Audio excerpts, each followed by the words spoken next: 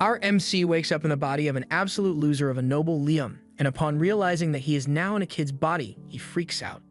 His father scolds him for making such a scene, but he's in a good mood today, so he just tells Liam to sit down and try to not be a disappointment. Liam still can't believe this is all real, so he is sure that he'll wake up sooner or later, but the next morning, he wakes up still stuck as Liam Hamilton, so he's just going to have to accept that this is his life now. A little while later, his personal maid comes into his room to help him get dressed, so Liam asks her a few questions and finds out that he's the fifth son of Count, and that party yesterday was to celebrate the birth of his new baby sister.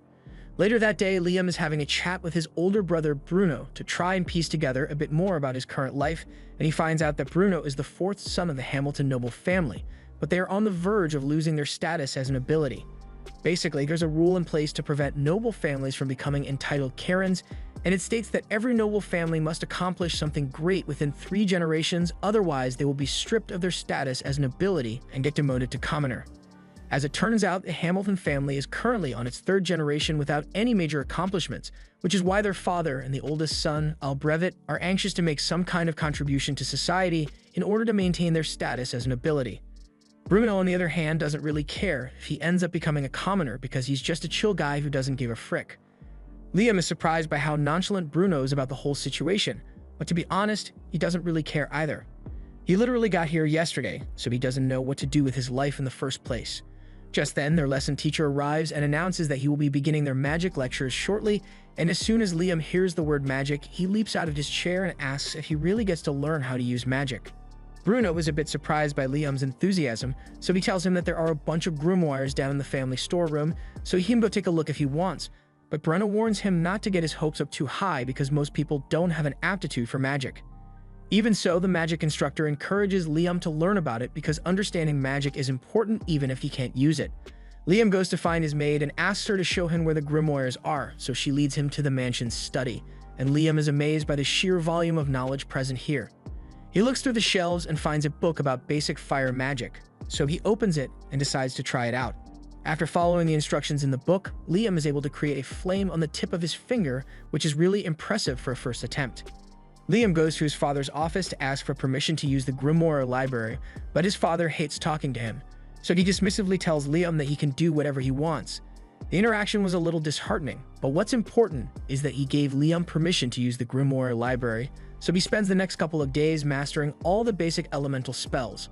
Eventually, he learns how to cast the spells without needing to look at the grimoire, and Bruno is astonished because he can't use magic at all. He tells Liam he is amazing and soon enough he will be able to make a name for himself. However, Bruno is curious about Liam's motivations and asks him if he is trying so hard to learn magic because he wants to become the next family head. After all, that may make him a target for their elder brother. But Liam has no interest in the family politics of succession, he just thinks magic is cool. Since he has mastered all the novice spells, he decides to start learning ice magic, but while he is leaving the library, he gets called by his father. His father had heard about Liam's talent for magic, and even though he couldn't give a damn about Liam a couple of days ago, he is suddenly really interested in him. He asks for a magic demonstration, so Liam shows him that he can cast magic without needing to open a grimoire, and the Count is elated because he might be able to use Liam to secure their family's position. From now on, he tells Liam that he is allowed to use whatever resources he may need for his magic studies. All of a sudden, a report comes in that a particular man has appeared on the Hamilton land, so the Count orders the soldiers to be mobilized so they can capture him. From the sound of things, this guy must be a really big threat, but that has nothing to do with Liam, so he heads back out into the forest so he can practice his magic. While he's walking out into the woods, he finds a man sitting under a tree, and the man seems a little on edge once he spots Liam. He asks if Liam is a member of the Hamilton family here to capture him, and Liam confirms that he is indeed a member of the Hamilton family, but he has no interest in capturing him. He doesn't even know who the guy is to begin with. The guy is relieved that Liam isn't after him, but then he notices that Liam is carrying a grimoire, so he asks if he is studying magic. Liam confirms it, and since constant practice is the best way to improve, he's going to go practice now. However, before he leaves, the guy asks Liam if he wants to learn a more efficient way of using magic. This gets Liam's attention, so he asks the man what he is talking about, and the man shows him a technique that allows him to use 5 different types of magic at once. Liam is extremely impressed, so the guy asks if he wants to get a quick magic lesson, and Liam says he would love to. The guy is honestly surprised that Liam is being so polite since nobles are known to be quite the arrogant bunch, but Liam is different, mostly because he just reincarnated here recently. Well, anyway, in Liam's first lesson, the man asks him to try drawing 2 diagrams on the ground at the same time.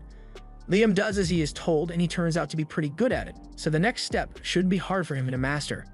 He now tells Liam to try using 2 different spells at the same time, so Liam attempts it with a flame cutter on his right hand and a fireball on his left. After visualizing the spells, Liam is able to simultaneously cast them on his first try, and the man is truly amazed because it is extremely rare for one to be able to use this technique, let alone on their first attempt. He encourages Liam to keep going and tells him to try using 3 spells at once instead of 2, so Liam gives it a try, and it seems to be working at first, but then his magic suddenly fizzles out, so Liam gets disappointed. However, the man assures him that he performed the technique properly, so the only reason the magic died out was because he doesn't have enough magic power in his body right now to sustain it. Casting multiple spells at once consumes an insane amount of magic power, so Liam just needs to learn to control his magic a little more so he will be able to maintain the simulcast. For now, the man is going to give him a little lesson about the nature of the techniques, so he asks Liam to sit on the ground while he makes an illustration in the dirt. These are prime numbers, and the man explains that the multi-spell casting technique only works with prime numbers. He has no idea why it works that way though. Basically, you can cast 1, 2, and 3 spells at once, but if you try to cast 4 at once, it won't work no matter what you try. Right now, the man has a limit of 13 spells at once, which is unbelievably impressive, but honestly, he has enough magic power that he can easily go up to 16. However, due to the prime number rule, he can't activate any higher simulcasting until his magic power can accommodate 17 spells. Liam is currently 12, so the man is confident that with a solid training routine, Liam will be able to raise his magic power to great heights, and to help him with that, the man offers him this special ring. The ring is basically a massive grimoire and has all sorts of spells stored on it, so Liam can learn them whenever he wants. Liam excitedly puts the ring on, and more than 300 spells begin flowing into his little head. He can't wait to try them out, so he turns towards the woods and activates the wind shot spell, creating a massive gust of wind. He is really happy with how this turned out, so he turns back to the man to thank him, but the man is nowhere to be found. Just then, Liam's maid shows up and warns him that it's dangerous to be out in the woods alone right now. Apparently, there's a suspicious man on the loose, so she tells him to be careful about talking to strangers, but that aside, she came here to give him a grimoire his father wants him to have, so she hands him the book and walks off to return to the mansion. The man then reappears behind Liam, and so Liam asks him where he went to a second ago, but he tells him that he never actually left. He was just using invisibility magic to stay hidden since he can't let anyone find him here. That aside, that's a really interesting grimoire Liam just got, so the man offers to show him a neat trick. He tells Liam to open the grimoire and try summoning a spirit while wearing the ring he gave him, and when he summons a fire spirit, it gets absorbed into the ring. He does the same with all the other elemental spirits, so he can ask for their help later, but by the time he's done, he realizes that the man is gone, and this time he won't be coming back. Before he left, he wrote a message for Liam in the dirt and told him, "Keep training your magic and you will surely become a great mage in the future. And by the way, don't snitch on me. If anyone asks, I was never here." Liam knows very little about that man, but is undeniable that he learned more this afternoon than he ever would have learned on his own, so he will forever respect him as his master. A month after Liam first met his master, he has remained consistent with his training, and now he is far more skilled at wielding his magic. Just then, Bruno comes up to Liam. He is surprised to see that he has made white charcoal on his own. White charcoal burns a lot hotter than regular charcoals, and it creates no smoke. It is really useful. However, it is almost impossible to make without a special furnace and extreme precision. So he is amazed that Liam could create this much with nothing but magic. He also notices that Liam has a bag full of Lecro crystals, crystals that help one restore expended magic power, and asks if Liam made those by himself as well. Liam confirms this, although he did have a bit of trouble perfecting the technique at first since it requires him to use 5 types of magic at once, but he eventually figured it out. Bruno is glad to see that his little brother is so talented, because that means he will probably be fine on his own. As for Bruno, he's getting married soon, so he won't be around anymore. Liam is shocked since this is the first time he's hearing about any marriage, so Bruno explains that he is marrying into a low-ranking noble family. They have less money than the Hamilton family, but you will have more freedom there, so he's happy with the arrangement. Liam doesn't know how to feel about this, but he says he's happy for Bruno. And before Bruno leaves, he wants to give Liam some advice. He tells him that their father wanted a daughter so he could marry her off to the royal family and secure the Hamilton family's position as nobility. However, Liam turned out to be a boy, so he deemed Liam a failure back then and decided to try again for a daughter. However, in the meantime, he grew increasingly anxious about their family's position, so in a desperate attempt to achieve something, he sent out a force of 1,000 men out to go slay a monster that had been sealed away in the forest. However, that plan failed miserably, resulting in the loss of over 90% of the forces. Their father is still trying to gain an achievement for the Hamilton family, but personally, Bruno thinks the family is cooked, so he wants Liam to think about a way to live independently. Liam decides to take Bruno's advice about independence, so he decides to sell his products to make some money of his own. This works out great for him since the white charcoal is a valuable commodity and fetches a decent price, but he needs something a little more profitable if he's going to make enough money to live on his own. Since he's in town already, Liam decides to take a break at a noodle shop and asks for a bowl of ramen. The shop lady prepared one bowl for him, and Liam absolutely loves the taste, and so do a lot of people in town, but all the noodles here have to be made from scratch and don't last very long, so Liam comes up with a great idea to make some extra profit. After a little tinkering, he goes to see his maid and the head chef while they are making dinner and asks them to taste his latest invention. He puts a block of noodles in a bowl and tells them that all they need to do is pour hot water over it, and after they do so, it turns into a delicious bowl of noodles. Liam used his spirits to cook and dehydrate the noodles, so now they'll last for a really long time and can be prepared almost instantly. He is sure his invention will be widely loved, so he rushes to the merchant guild to sell it. But to his disappointment, the merchant tells him he can't distribute Liam's product for him since he is only the 5th son of the Hamilton family. As such, he will need written permission from his father or his eldest brother Albrevet to sell any original goods in this land. Liam doubts he can get permission without having to hand over the profits as well, so he gives up for now and leaves. And once he is home, we find out that Albrevet was the one who told the merchant to deny Liam's request. He can't stand the idea that his little brother is more successful than him, so he's going to do whatever it takes to stop him from succeeding.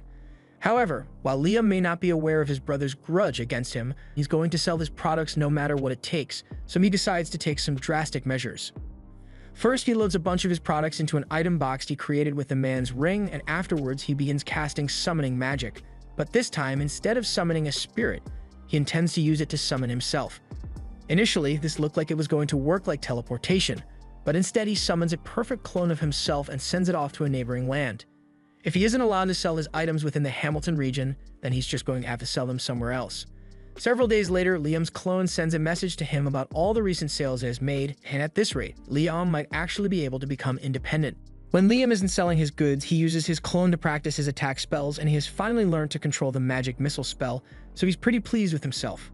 All of a sudden, he hears someone approaching, so he dispels his clone and goes out to find out who it is, and to his surprise, he finds out it's Albrevet. Albrevet wastes no time and immediately asks Liam what he wants to become in the future. Liam knows Albrevet only asking because he wants to figure out if Liam is really a threat to his position as the successor of the family. But as mentioned before, Liam has no interest in family politics, so he tells Albrevet that he wants to become independent in the future. Albrevet is relieved since he won't have to compete with Liam for succession rights if he becomes independent. So to help him become independent as quickly as possible, he offers to put in a good word for him so he can join the Hunters Guild. Later that day, Liam heads to the Hunters Guild, and as soon as he enters, all eyes are on him because the Hunters don't think a kid like Liam is qualified to be here.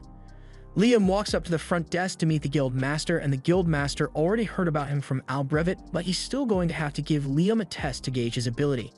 He tells Liam to fire an offensive spell at him with any incantation he wants, but Liam had never heard of incantation before, so he had no idea what the guild master was talking about.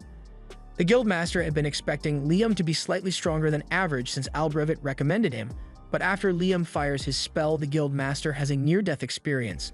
Luckily, Liam had the sense to not aim directly at him, so after calming himself down, he grants Liam B-rank status. Now that Liam has an official ranking, he heads out to complete his first mission, but before he leaves, he is approached by a girl. She introduces herself as Asuna Aquage, and she was really impressed by what Liam is capable of, so she asks if he wants to team up with her. Liam was planning to go out solo, but he doesn't mind having a partner with him, so he agrees to team up with Asuna, and she's overjoyed to hear that. She then grabs his hand and leads him away so they can get to work, but Liam is confused since neither of them has actually been given a mission yet. Asuna explains to him that missions are only handed out to parties that are A rank or higher. The rest of the ranks have to go out and slay dangerous monsters for a reward, and as luck would have it, they just so happen to run into a wolf monster. Unfortunately, it turns out to be an entire pack of wolves, so Asuna isn't sure they'll be able to handle this many. Liam, on the other hand, thinks this should be an easy victory with the two of them, so he asks Asuna to finish the wolves off once he has incapacitated them. He then summons a couple of earth spirits and uses them as bait to get the attention of the wolves, and once the wolves bite down, Liam has the gnomes expand to lock their jaws in place. And now that they can no longer move, Asuna is free to cut them down one by one. All in all, there were 42 wolves killed, and when they present the carcasses to the guild master, he is so impressed by their skill that he tells them he has a special mission for them.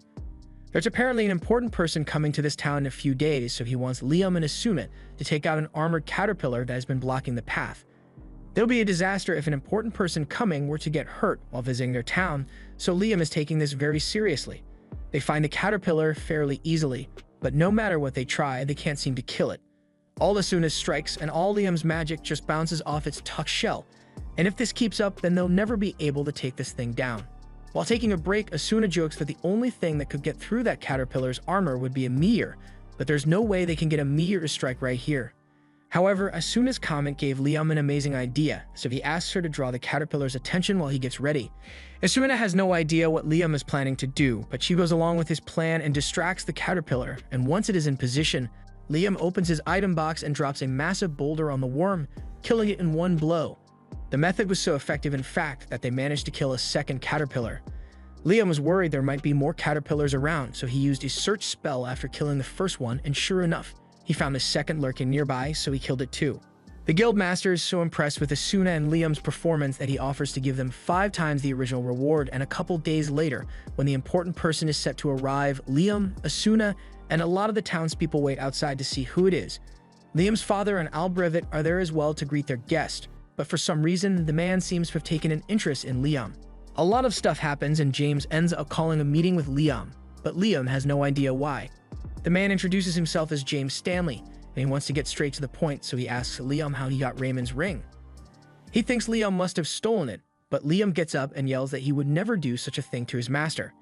He explains the whole encounter he had with that man in the forest, and after hearing the whole story, Stanley finds it really amusing since that sounds exactly like something Raymond would do. He apologizes for accusing Liam of theft since he hadn't realized Raymond took on a student, but since he's here anyway, he wants to see how strong Raymond's student really is. He tells his assistant, Simon, to go stand over in the corner and asks Liam to fire his most powerful spell at Simon. Liam agrees to the test, so he gets into position and prepares to cast his magic missiles, but for an extra boost, he decides to use an incantation. He recently learned that incantation amplifies the magic power used in casting a spell, and for the best effect, the words used in the incantation must have some significance to the caster, so Liam starts reciting the names of his favorite idols. The incantation evidently works because Liam's spell casting is boosted from the usual 7 to 11 at once, and poor Simon over here can't handle it, so the attack breaks through his shield and he gets hit. James is impressed with Liam's capacity for high-volume magic, so he offers him a reward and says he will be granted the status of a knight. Becoming a knight means Liam is now independent, so Albrevit will probably stop watching him from now on since he's no longer a threat to his succession. Anyway, James knows Raymond really well, so he knows that Raymond loves playing practical jokes and asks if anything like that has happened to him recently.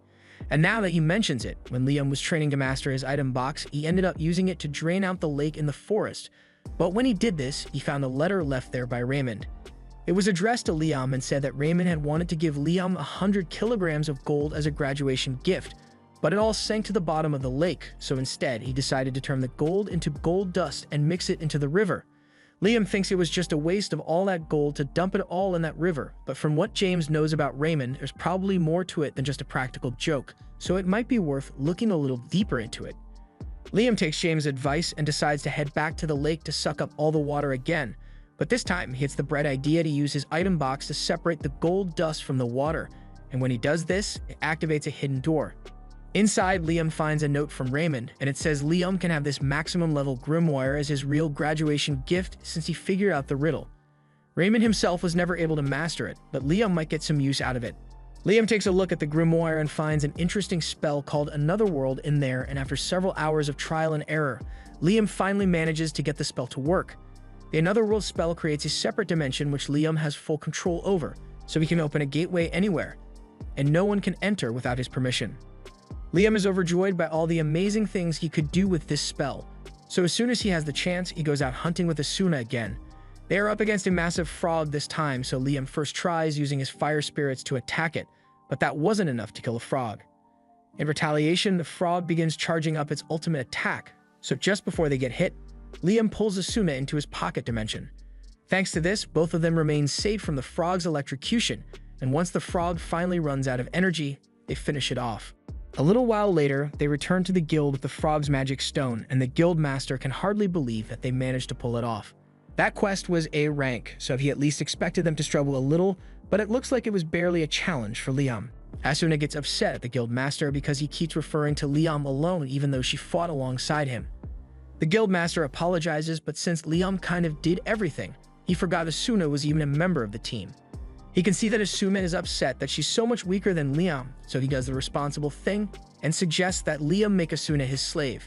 Neither of them thinks it's a good idea, since as a slave, Asuna would be forced to obey any commands Liam gives, but then the guild master mentions the fact that as Liam's familiar, Asuna would automatically grow stronger in proportion to Liam's strength. And as soon as she hears that, she's on board with becoming Liam's slave.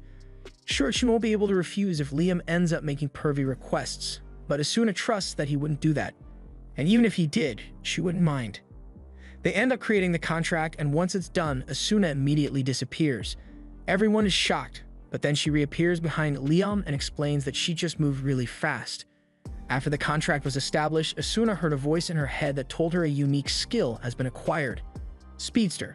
Liam thinks this is incredibly interesting, so interesting in fact that he wants to try it out again, but making familiar contracts forces obedience, so it would be hard to find someone who is willing to lose their freedom in exchange for a skill. Fortunately, Asuna knows someone who'd be perfect for it. They go to see Asuna's friend, Jody, and explain the whole situation to her. Jody's got nothing better to do right now, so she agrees to become Liam's familiar, and after the contract is formed, everyone asks her if she unlocked a unique skill as well, but rather than tell them what it is, Jody walks out of the guild and returns with 2 sandwiches. She then gives one of the sandwiches to a guy with a broken hand, and the second he eats it, his arm recovers. Jody explains that her unique skill allows her to heal people with the food she makes. Several days later, Liam is meeting with James again, and he informs Liam that Princess Scarlet is coming to visit him. Liam doesn't understand why the princess would come all the way here for someone like him, but James reminds Liam that he completed an A-rank quest and can cast up to 11 spells at once, plus he can grant people unique skills by becoming their master. The princess is particularly interested in seeing Liam demonstrate the abilities of his slaves, but Liam firmly refuses to do such a thing.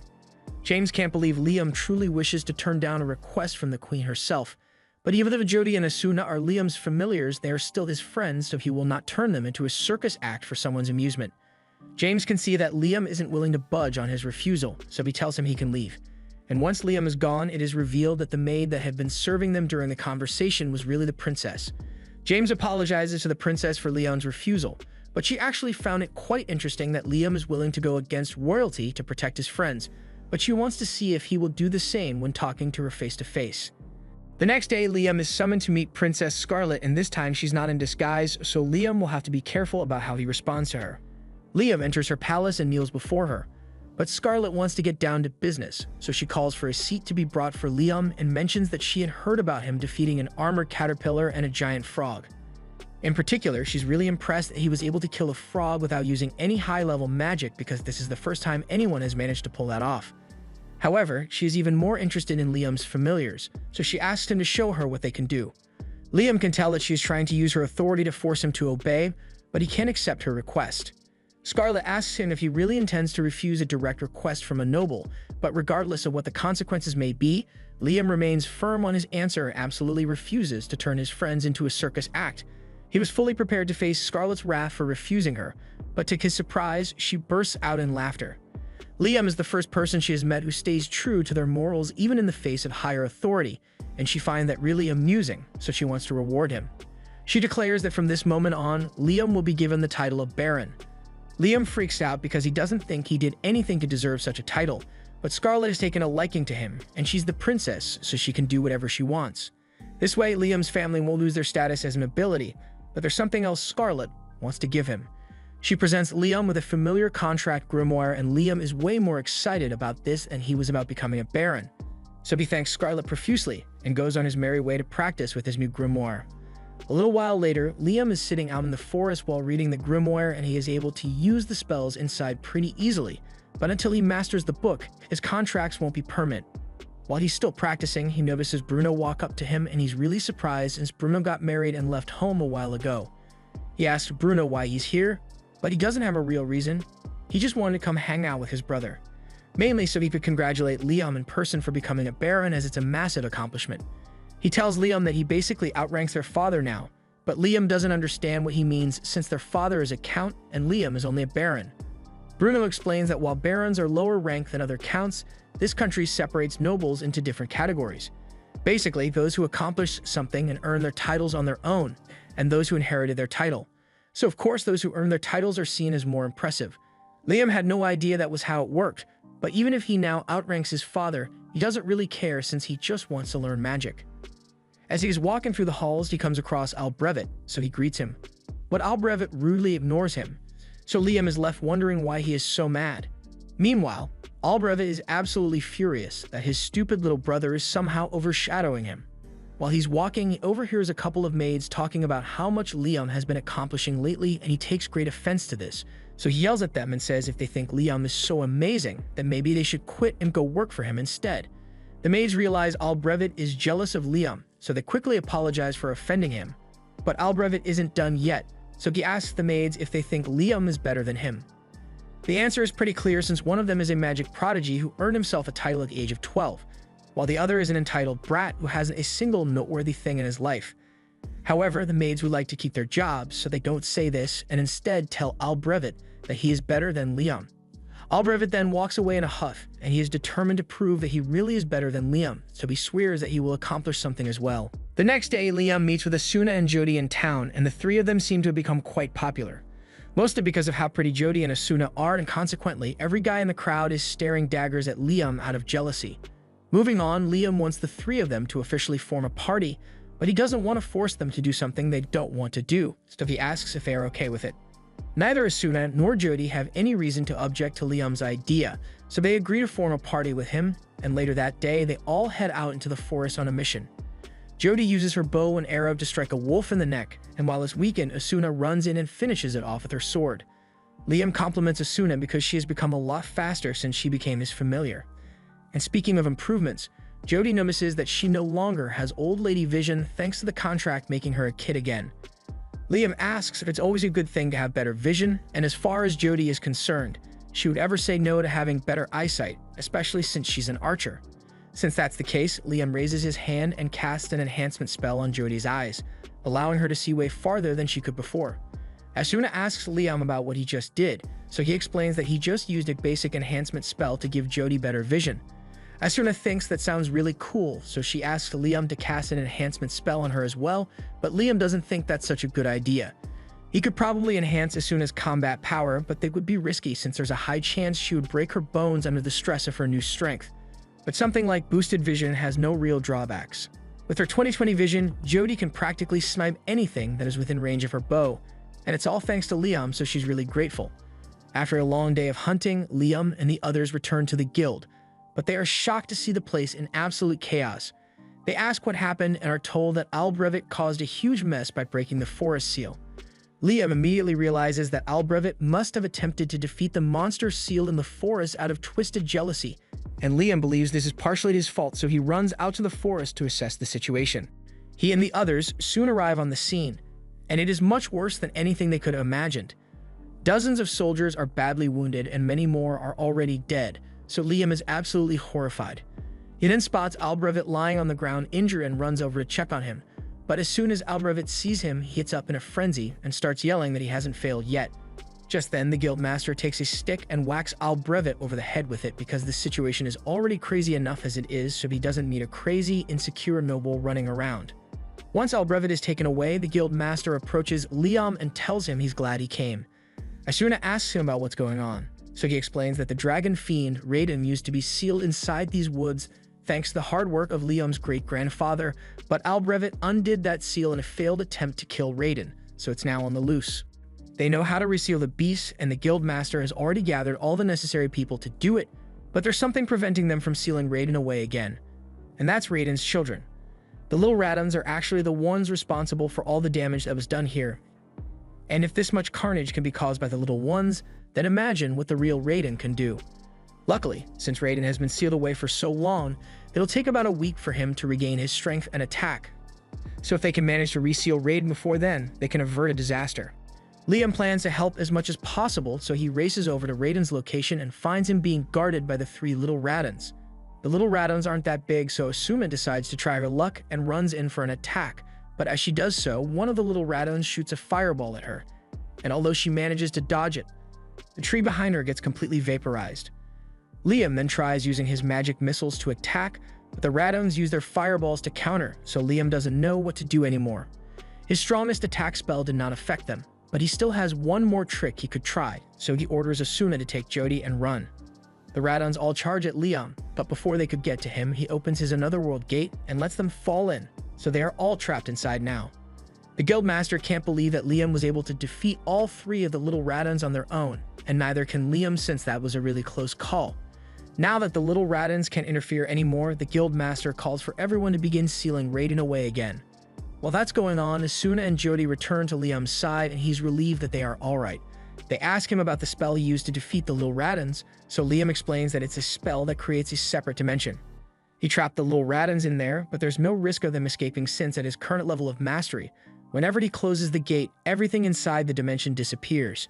Just then, Liam hears a voice in his head, and in the next second, he is pulled into the mind of Raiden.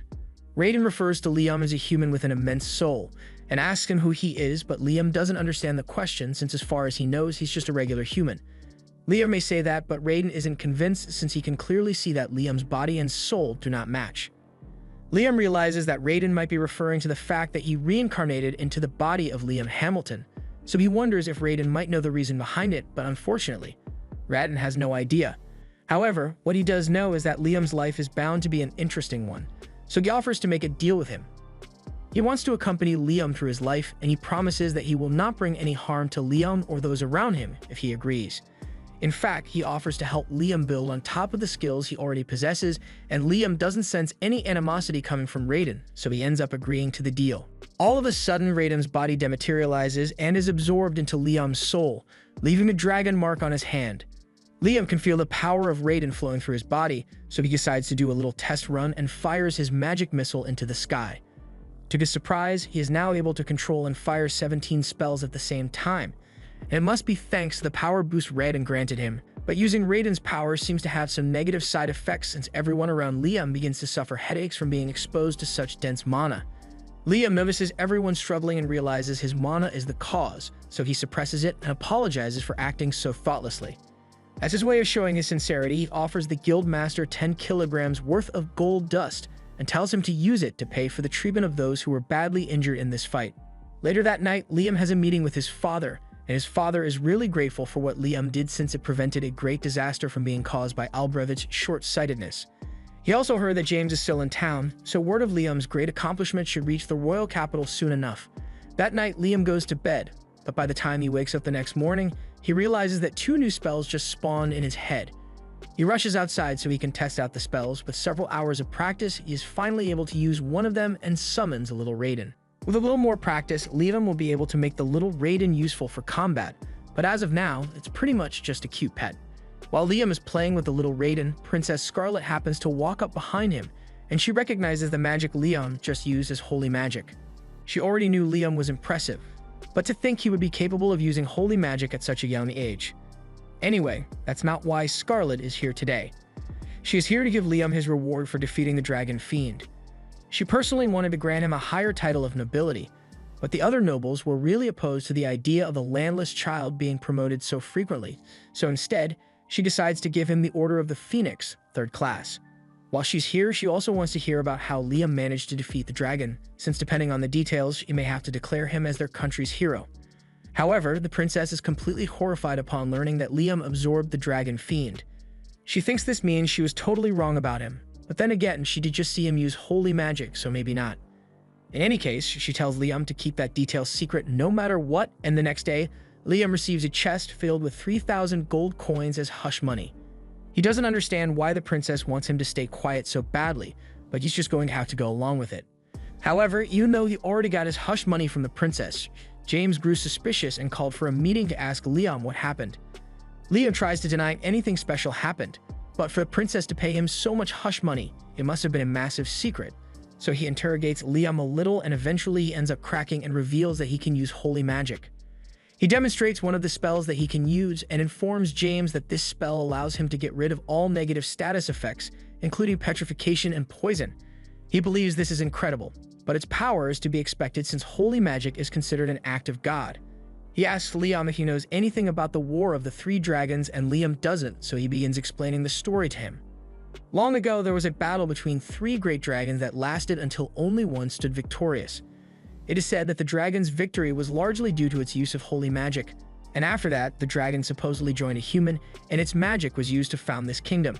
When James says join, the first thing that pops into Liam's head is that the dragon and the human got married and had children, but that's not the case. James points out that Liam is a prime example of what it looks like to join a dragon, and now that he thinks about it, Raiden did enter his body, so the two of them are technically joined. James tells Liam that he's basically recreating the legend of this nation's founding, but as amazing as that is, there are more pressing matters to discuss. The Hamilton family's noble status came from the achievement of their grandfathers sealing away a dragon fiend. But it turns out that Raiden was not a dragon fiend in the first place, but rather the nation's founding dragon, so Liam's family wrongfully sealed this nation's founder. If this information gets out, the Hamilton family's status as nobility would almost certainly be dissolved, and Liam doesn't want that since he knows how desperate his father and Albrevet are to maintain their status. But there's something that James is even more concerned about, since there's a chance that Raiden is angry about being sealed away, so he may be plotting his revenge against their nation. However, Liam has a little chat with Raiden in his head, and Raiden says he has no intention of retaliating against the humans, so all he is interested in is watching Liam develop. James says this is terrific news, and it wouldn't be a stretch to say that Liam is the savior of the kingdom for being able to grab the attention of Raiden. A little while later, Liam arrives at the guild, but before he could enter, the girls drag him away. Liam has no idea what's going on, so when they get a good distance away from the guild, he asks them what's going on. They explain that the guild was filled to the brim with people who were trying to join his party after hearing that Liam defeated a dragon fiend, and they all kept begging Asuna and Jody to convince him. The two of them wrote a list of all prospective applicants, and honestly, none of these adventurers are particularly impressive, but Liam is the party leader, so the decision is up to him. After that, Liam decides to head back to his house to read through the list, but as soon as he walks through the door, one of the maids says she has something to show him. These are all requests from the girls of various noble families because they want to become Liam's wife. Liam had kind of expected this to happen since he's popular now, but this many is more than he's prepared to handle. Even his brother is bringing him a letter at this point. But thankfully, he's not the one trying to marry Liam. It's one of the relatives of the family he married into. Since he's here, Bruno asks Liam what he did because it's not normal to receive this many marriage proposals at once, even if he did defeat the dragon. The only people Liam has told about the holy magic thing are the princess and James, but because the princess paid him so much hush money, the other nobles figured out that there must be something major going on with him.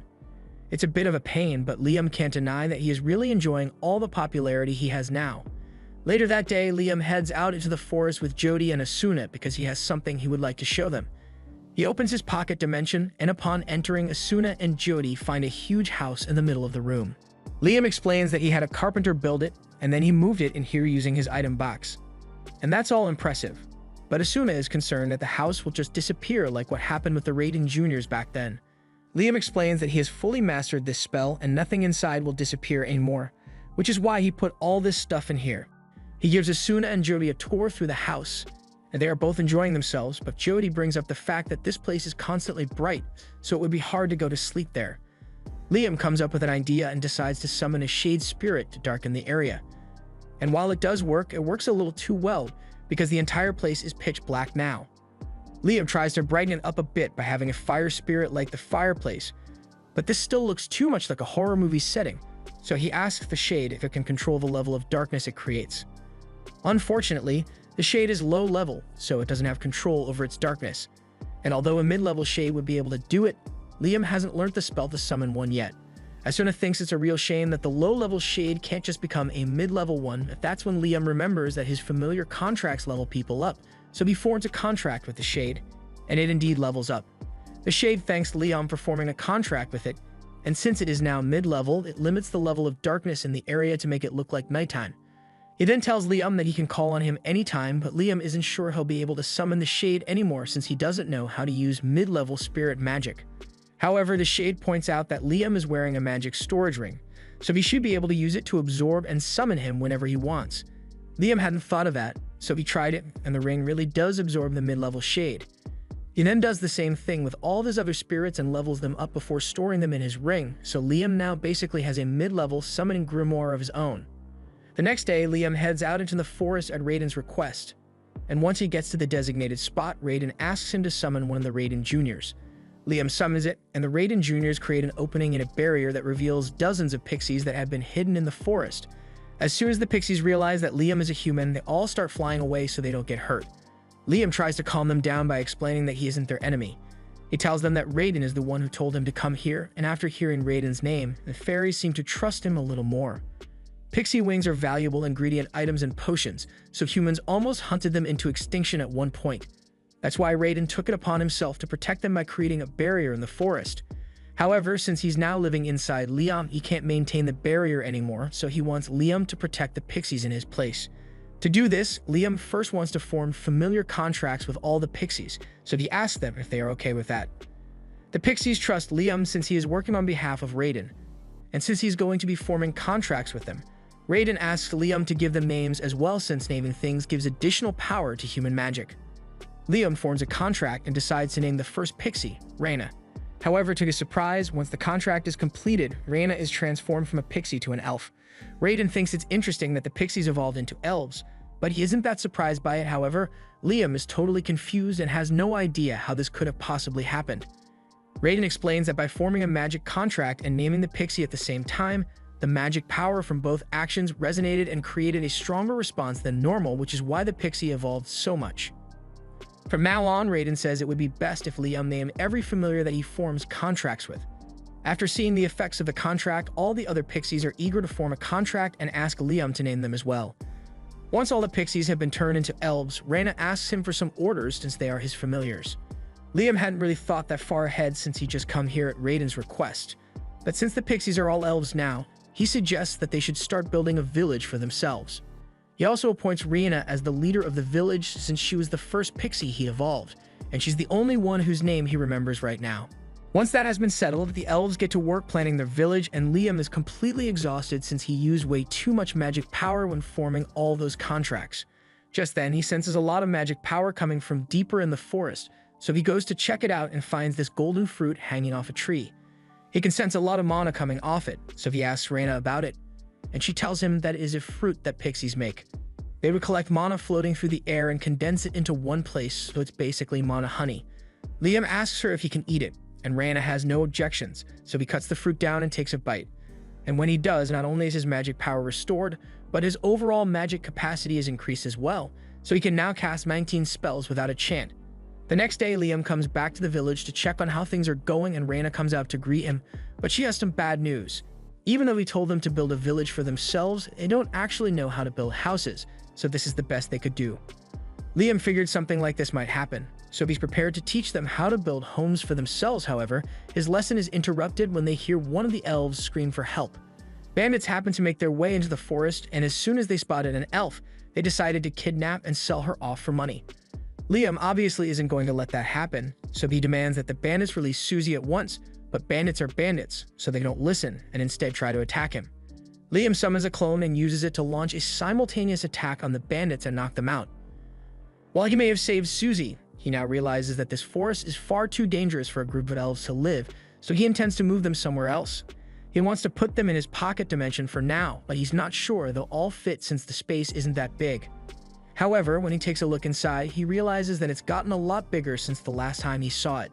It's probably because of that pixie honey that he ate yesterday, and thus works out great for him, so he tells all the pixies to get inside so he can take them to a safe place.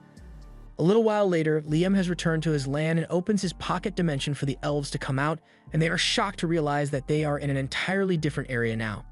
Liam tells them that he brought them to his land so they won't have to worry about being attacked anymore, and while the elves are grateful, they are even more amazed that Liam was able to transport all of them here with a single spell.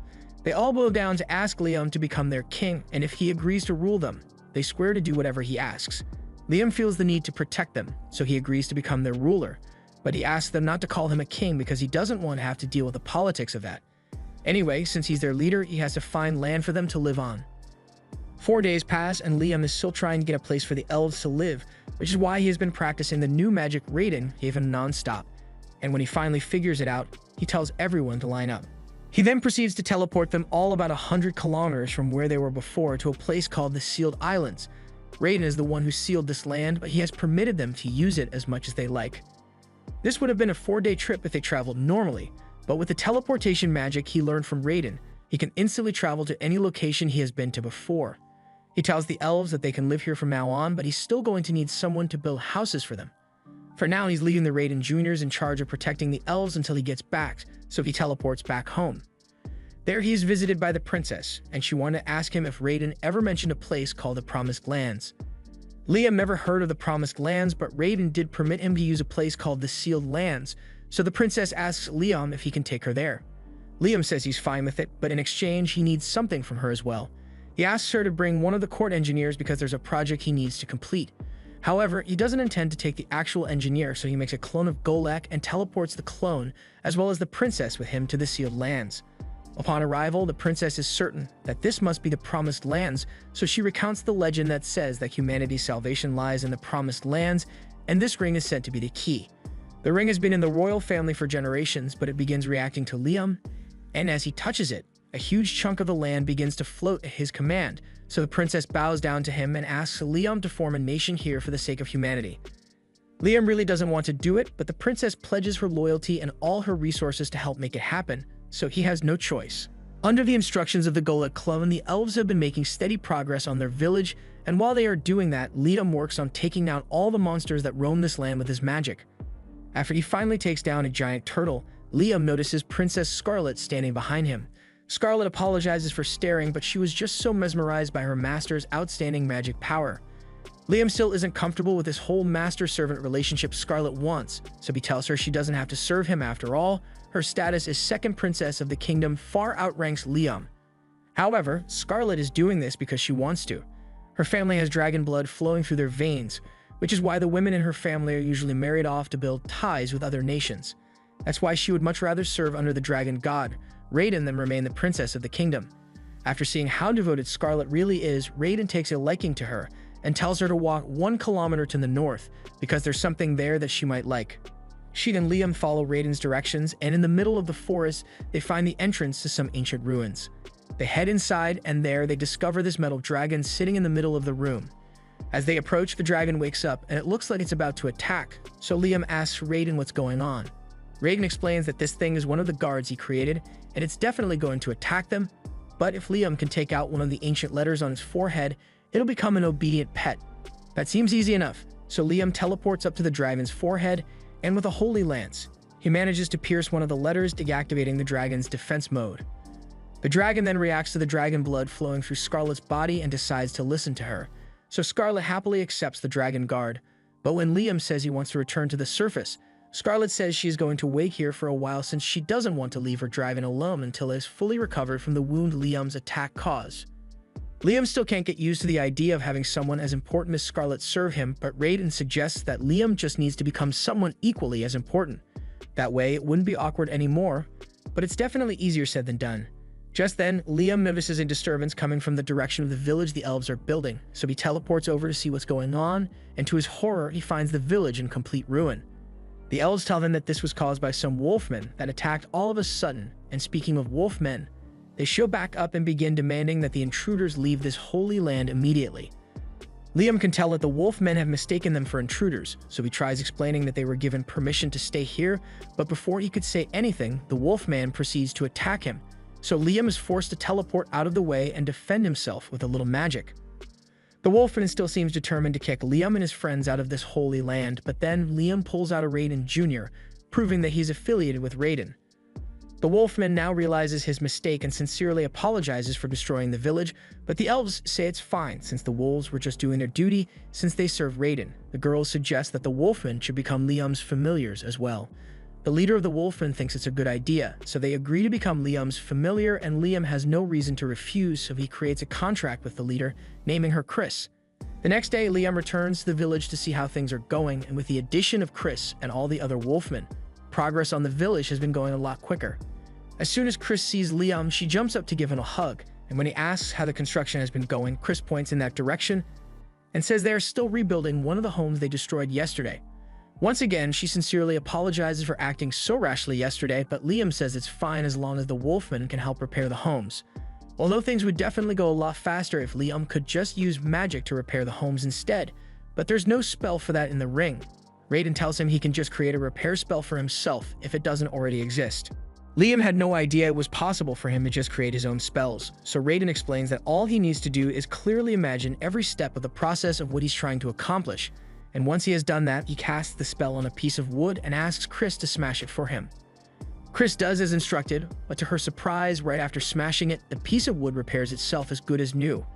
Liam explains that this is the effect of the spell he just came up with, Keep Memory. It allows inanimate objects to maintain a particular state no matter what, so if he uses this on the homes, no matter what happens, the buildings will stay standing.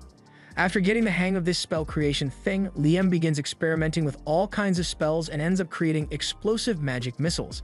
He intends to continue inventing more spells, but all of a sudden, he gets called because there's an emergency. Humans have invaded the land and are hunting down some pixies that live here. This is really serious, so Liam rushes out to investigate and discovers the intruders. He stands in their way and warns them to turn back because this is his nation. The men think Liam is just a stupid child, so they ignore him and continue moving, but then Liam fires a warning shot to make it clear that he is not messing around. The men don't take kindly to this, so instead of just turning around and leaving, they decide to attack, and they leave Liam with no choice but to take each and every one of them out. After all the soldiers have been taken care of, Liam returns to the village where Rihanna thanks him for protecting the pixies. These pixies used to live in the forest, but they were attacked by the soldiers who were trying to capture them, so they fled here for safety. Liam tells the pixies they are all welcome to stay here for as long as they want, and he is even willing to form contracts with them. But there are a lot of pixies here, so Liam spends a lot of time naming them, and he's starting to run out of names. The next day, Liam calls a meeting with the girls in his pocket dimension and shows them the helmet to ask if they know anything about it. Scarlet recognizes the crest on the helmet as that of Palta, and like the kingdoms of Jumil and Quistor, Palta is a kingdom that borders the Promised Land. That can only mean that the men who attacked yesterday were likely Palta scouts, and if that serves as any indication, then scouts from Jumil and Quistor will eventually start showing up as well. The three nations were once separated by the valley, but now that Raiden's illusion barrier is no longer in place, they must be trying to claim the land for themselves.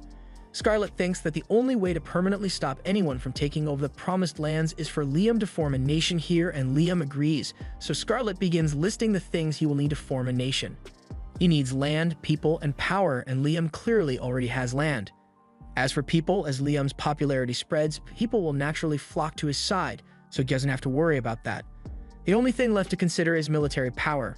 Liam may be strong on his own, but he needs a defense force that's strong enough to protect the land even while he's not around. With that said, Chris volunteers to protect the Promised Land and swears that she will kill anyone who tries to attack it.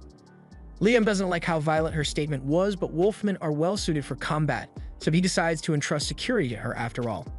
Scarlet tells Liam that all he needs to do is continue building his village while demonstrating his power by driving off enemy invaders, and sooner or later, the surrounding nations will realize that it would be far more beneficial to form an alliance with him. Everyone agrees on this plan of action, but by the next day, things had progressed far quicker than Liam thought it would. He is met by a man named Leonardo, and he introduces himself as a noble from the Jumil kingdom, sent here by the king of Jumil to meet with Liam. He explains that the kingdom of Jumil does not want to fight with him, so he is here in hopes of forming an alliance with him. And if Liam agrees, the king of Jumil is willing to offer Liam Princess Scarlet's hand in marriage. Liam is a little suspicious since he hasn't done anything to warrant such an offer yet. By now, from Scarlet's previous actions, Jumil must have realized that these lands have something to do with the dragon god, so it's possible that they are trying to get on his good side because of that. However, he still isn't sure what to do about it, so he creates a telepathy spell on the spot and starts talking to Scarlet to ask if she thinks it is a good idea to accept their offer.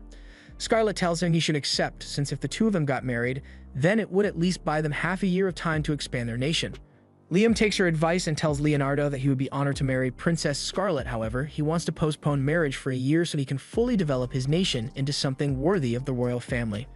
Leonardo says he understands and leaves to relay Liam's statement to the king, and now that that's been taken care of, Liam decides to visit Princess Scarlet's mansion over in the royal capital. But it's a really long journey to get there, so he had Scarlet escort his clone back, and once the clone arrived, it teleported the real Liam here. Now that Liam has been to Scarlet's mansion, he can come back whenever he wants, and since this is his first time in the royal capital, he wishes he could go sightseeing. But since he is now the ruler of another nation, Liam needs to keep a low profile while he's here. Scarlet invites him inside to have some tea, but before Liam gets inside, he feels some of Raiden's energy radiating from this place, so he asks Scarlet if there's anything inside that could possibly be traced back to Raiden. As a matter of fact, there is something that fits that description, so Scarlet leads Liam to her mansion's cathedral, where a statue of Raiden has been preserved. This statue has been passed down through Scarlet's maternal family for generations, but Raiden had no idea this thing was still around since he had forgotten about it millennia ago. He tells Liam to go up to it and cast an all-clear spell, and when Liam does so, the statue begins to glow before being transferred onto Scarlet's body. Scarlet looks at herself and realizes she is now coated in strong-looking armor, and for some reason, she can feel immense power flowing through her body, so she attempts to cast one of Liam's spells and launches a holy lance. She manages to complete the spell, but it leaves her completely exhausted since she had to deplete all her mana to do it. Even so, the fact that she actually managed to cast the spell is amazing since she never could have done that before. Raiden explains that the armor Scarlet was just wearing was made to enhance the ability of those who wear it, and additionally grants them the ability to use some of Raiden's holy spells. Although Scarlet's body doesn't seem to be strong enough to handle the armor's full capabilities just yet. After all, this one is the golden armor, the strongest of all the armor sets that Raiden created. Scarlet could probably handle some of the lower rank armors, but they were all lost in battle, so there's no chance of getting one for Scarlet. Liam doesn't think that will be a problem since if Raiden created the armor to begin with, then all Liam needs to do is recreate it so Scarlet's body can handle its power. Raiden finds Liam's enthusiasm amusing, so he agrees to help him recreate the armor and tells him the first thing he will need is some high mithril. Liam asks Scarlet if she will be able to get some high mithril for the armor, and that shouldn't be a problem for her, so Liam gets to work right away. After a bit of hard work, Liam has finally created some armor that's suited to Scarlet, so he gives it to her and lets her try it out. First, she needs to form a contract with it, so Liam tells her to spill some of her blood on the statue, and after Scarlet does so, her body is once again covered in magic armor. Only this time she is able to cast Raiden's spells without collapsing. Raiden is impressed that Liam was able to replicate his armor so easily, and since they are on the topic, Raiden tells him about the most powerful set of armor he ever made, the Ruined Guardian. This is the armor set he used during the War of Gods eons ago, and he encourages Liam to try it because he thinks he could handle it. Liam and Scarlet teleport back to the village, and Liam pours a drop of blood on the Guardian Raiden before forming a contract with it. The Guardian Raiden then turns into armor and Liam equips it, allowing him to fire 37 magic spells at once. However, a feat of this magnitude is pushing the limit of what Liam is capable of, so he collapses to the ground due to mana exhaustion. Scarlet runs over to check on him, but Liam says he is fine. Raiden is incredibly impressed that Liam managed to survive because so far, only 3 people have made it out alive after putting on that armor, and Liam is the first one to actually manage to cast a spell. So if Liam truly masters the armor, he would have the power to rule the world. Liam uses some mana crystals to recover from his exhaustion, and as useful as the Guardian armor may be, he's going to put a hold on training with it for now and puts it in his item box. He then teleports Scarlet back to the capital and teleports himself to the village so he can check on things. From what he can see, everything seems to be going well, but all of a sudden, Reina comes up to him with some important news. Apparently, a group of trolls have been spotted living near the village, and while that normally wouldn't be an issue, trolls are usually either really nice or really violent, and the ones nearby are the violent kind. They don't really pose a threat to the village, but since the emissaries from the other kingdoms will keep showing up, it would be best if Liam convinces them to join his village so no fights break out between the trolls and humans. Liam heads to the location of the trolls to see if he can come to an agreement with them, and upon arriving, he is confronted by a group of trolls. The leader of the trolls asks Liam what he is doing here, so Liam tries to explain that he is building a nation here and was hoping to recruit the trolls to join him. The troll doesn't trust humans, so he doesn't want anything to do with Liam and tells him to get out of here. But before Liam could even respond, the troll begins trying to squish him. Liam does his best to dodge because he doesn't want to have to hurt the troll, but any one of those attacks could be lethal if Liam gets hit, so he needs to be really careful. Unfortunately, while he was dodging, Liam accidentally falls into a hole in the ground and gets himself trapped. Now the troll has a clean shot at him, so Liam needs to act fast, otherwise he will be in serious danger. The troll's club hits him head-on, but luckily, Liam was able to equip the Guardian Raiden armor, and it allowed him to survive without taking any damage, although wearing it still drains a ton of Liam's mana. The troll is surprised that a human could survive one of his strikes, but it doesn't matter to him since he can just hit Liam harder next time. However, before he does that, Liam points to the troll's people behind him. In his blind rage, he did quite a bit of damage to them without realizing it, and if Liam hadn't taken that last strike head-on, he could have seriously hurt his friends with the flying debris. The troll realizes he may have acted a bit rashly, so he calms down and says he will listen to what Liam has to say.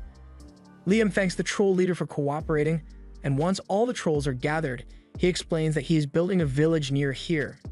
And while it mostly comprises elves and werewolves right now, there's a chance that a lot of humans will come here in the future. In the worst-case scenario, a conflict could arise between the trolls and the humans, causing the humans to hunt down the trolls, and Liam would like to avoid that, so he wants the trolls to join his village. The troll leader understands what Liam is saying, but he wants to see Liam's village in person before he makes any decisions. Liam is fine with that, so he teleports all the trolls into the village, and the trolls are all amazed by what they see. But then the troll leader gets spotted by Chris. The two seem to know each other, and on sight, she charges at the troll and kicks him to the ground. Liam is confused by what just happened and asks Chris for an explanation, so she tells him that she and the troll go way back. Long story short, Chris and the troll both find each other very annoying, so literally every time they bump into each other, they end up fighting. To date, Chris has beaten him 307 battles, and the troll has beaten her 370 times, but speaking of which, she was really disappointed with that last battle as the troll barely put up a fight at all. She asks him if he got weaker or something, but Liam reminds Chris that she evolved into a werewolf, so the troll didn't get weaker, she just got stronger. The troll gets upset since Chris is now too strong for him to fight, but Chris tells him her power boost came from forming a contract with Liam, so she suggests the troll should do the same so they can be on equal footing again. The troll agrees, so Liam forms a contract with him and names him Guy. The contract causes Guy to evolve from a troll to a Gigas, and while he may have shrunk, Liam can tell that his power increased dramatically. Now that Guy is stronger, Chris says she wants a redo of their battle, so she attacks Guy, and this time he is able to block the attacks and counter. To them, it may seem like a regular brawl, but with their current strength, even a single punch or kick could easily kill a normal person, so all the other trolls stand there in amazement. Liam tells them he can give them names too if they want, so the trolls graciously accept, and Liam now has to come up with 50 more names on the spot. Once all the trolls have formed a contract with Liam, he asks them to do a small favor for him, so they head back to the canyon and begin collecting huge rocks for him. Guy and the other trolls get to work for him, and Chris tries to help as well, but she is nowhere near as strong as Guy, so he tells her to just leave the manual labor to him. She refuses to give up, but eventually her legs give up instead, so Guy lifts the boulder off her back and asks Chris if she's alright. Chris is fine, but her pride isn't, so she runs off in embarrassment. After all the rocks have been gathered, Liam thanks Guy and the others for helping him, but Guy doesn't understand what he plans to use all these rocks for. Later explains that earlier, when he first met the trolls, he noticed a lot of ores there, so he wants to try melting down the rocks to extract the metals. He summons a gnome as salamander to create a furnace and blast the rocks until he ends up with a ton of iron, some copper, a little gold, and a tiny bit of mithril. Liam is really disappointed since he was hoping he could get more mithril out of the ores, as mithril is the main ingredient used to make those armor sets. Liam asks Raiden if it is really necessary to use mithril for the armor, and Raiden says mithril is vital since no other metals are strong enough to handle the stress the armor will go through. However, while Liam still doesn't have enough mithril, he does have a ton of iron, so he decides to just try his luck with the iron and see how it turns out. He melts down the iron and has his gnome make the mold for the armor so he can pour in the metal. And once that's done, he begins infusing it with Raiden's mana, while also giving it a name for good measure. He decided to name the battle armor Apollo after the sun, and after pulling out of the mold, we see that the Apollo battle armor was made in the shape of the sun. Liam figured that naming it would be more effective if the armor's form and its name matched, and it seems to have worked because the battle armor creation was successful. However, Liam runs into a separate problem that evening. Even though he successfully made battle armor out of iron, he still needs to come up with individual names for the armor sets for them to work, and he is all out of ideas for good names. After racking his brain all night, Liam was able to make 15 sets of armor, so he decided to distribute them evenly among the elves, werewolves, and trolls. Everyone gathers outside to test their new armor with mock battles, and both Guy and Chris seem to be enjoying themselves since they are stronger than ever before. Just then, a group of bandits happens to find their way into the forest, and as soon as they spot the elves, they immediately plan to kidnap and sell them all for money. However, they must be lacking a few brain cells because they think it's a good idea to threaten the elves here, even though there's a group of trolls and werewolves right next to them. The leader of the bandits declares that he will be taking the elves with him, and as long as they cooperate, he won't have to hurt them. Liam thinks he should do something, but before he can act, Rana tells him to let them handle this on their own. She then calls over one of the weakest elves, Mina, and tells her to beat up those bandits. Normally, Mina wouldn't be able to hurt a fly, but with the armor Liam gave her, she's able to instantly knock out all the bandits. Liam is amazed by how much strength the armor granted Mina, so if he can just make enough for all the elves, they'll be able to defend themselves from any future threats. But that means he's going to have to come up with even more names for the armor. While Liam is agonizing over it, the bandit leader manages to sneak up behind him, and he tries to use Liam as a hostage and demands that everyone listen to him if they don't want Liam to die. However, no one reacts because they know the bandit can't hurt Liam, and a second later, Liam hits him with a power missile straight to the chin. The rest of the bandits finally realize that they are no match for Liam after seeing their boss get uppercut into a coma, so they turn and flee the forest. That night, Liam goes into his pocket dimension because there's something he needs to do here. He summons a bunch of water spirits and tells them that he collected a lot of seawater and he would like them to separate the salt from the water so the people of the village can use it. The water spirits agree to help, so Liam begins dumping the salt water and they begin purifying it. However, one of the water spirits comes up to Liam instead because she has something to say. Liam doesn't recognize her at first, but she explains that she was the first water spirit that Liam formed a contract with, and she wants to express her gratitude because she has been able to do a lot more ever since she evolved thanks to him. She was even learning to possess physical objects now, although the spirit monarch doesn't like it when spirits interfere with the physical world too much. Liam is intrigued after hearing that there's a spirit monarch, but he is even more interested in the fact that the water spirit can possess objects. Starting from mid-level, a spirit can possess objects, and spirit-possessed equipment is known to be particularly powerful, so Liam comes up with a good idea. He asks the water spirit if she would be willing to help him out with a little experiment, and she says she is more than happy to help. First, Liam named the water spirit Zero for an additional buff, and after creating one more battle armor in the shape of a water spirit, he has Zero possess it. He successfully created possessed battle armor, so he does the same thing with the fire and earth spirits and gives all 3 armor sets to Reyna, Chris, and Guy. This drastically increases their power once more, and they are all eager to use their strength to serve Liam. But while Liam is only doing this to make sure he can protect his nation, he has already amassed enough military power to take over all the surrounding nations if he chooses to. And he has no plans of slowing down anytime soon because the pursuit of magic is all that matters to Liam. Now that things in Liam's kingdom are mostly settled, Liam decides to head back home for the first time in a while, and when he gets to the guild, he is met by Jody and Asuna, who are pretty upset because he disappeared on them for weeks without saying anything. Liam apologizes, but he had a lot of stuff on his plate, so he forgot to tell them about it. Asuna tells him not to worry since it isn't that big of a deal, and more importantly, she just wants him to give them their money. Liam doesn't know what they are talking about at first, so Jody reminds him that they asked him to hold on to some money for them a while back. When Princess Scarlet first paid Liam his hush money, he held a meeting with Jody and Asuna to tell them about it. He also wanted to give them their share of the money, which was this large chest full of gold coins. Asuna and Jody are hesitant to accept the hush money since they literally couldn't tell anyone about Liam's secret, even if they wanted to, since he could just order them to keep it secret. But Liam doesn't want to issue any orders, so he tells them to just take the money. Asuna and Jody eventually agree to take the money, but it won't be safe for them to have that many gold coins with them, so they ask Liam to hold onto it for them until they need it. And now, they need the money. Liam agrees to give it to them, but he's curious about what they could possibly want to spend all that money on. Neither of them say anything, but a few minutes later, they take Liam to a grimoire store and buy one for him as a gift. Liam takes a look at the grimoire, and after realizing that he has never encountered this spell before, he thanks Asuna and Jody for being so thoughtful. Afterwards, the 3 head back to the guild to catch up, and they find out that Liam has been building a nation recently. That explains why he was gone for so long, but now Liam asks them what they want to do. They have the choice to either join Liam's nation or they could stay in town and keep hunting, but it's not a difficult decision for them to make because they want to go wherever Liam goes. Liam is glad to hear that, but they can't head back to his nation yet because he still wants to try out that grimoire they gave him so he can master it. He uses the grimoire to cast the spell for the dust box and to fast track his mastery, He casts it over and over in rapid succession until he can do it perfectly with zero delay. Jody and Asuna are surprised that he could master the spell so easily, but that aside, they don't actually know what the spell does.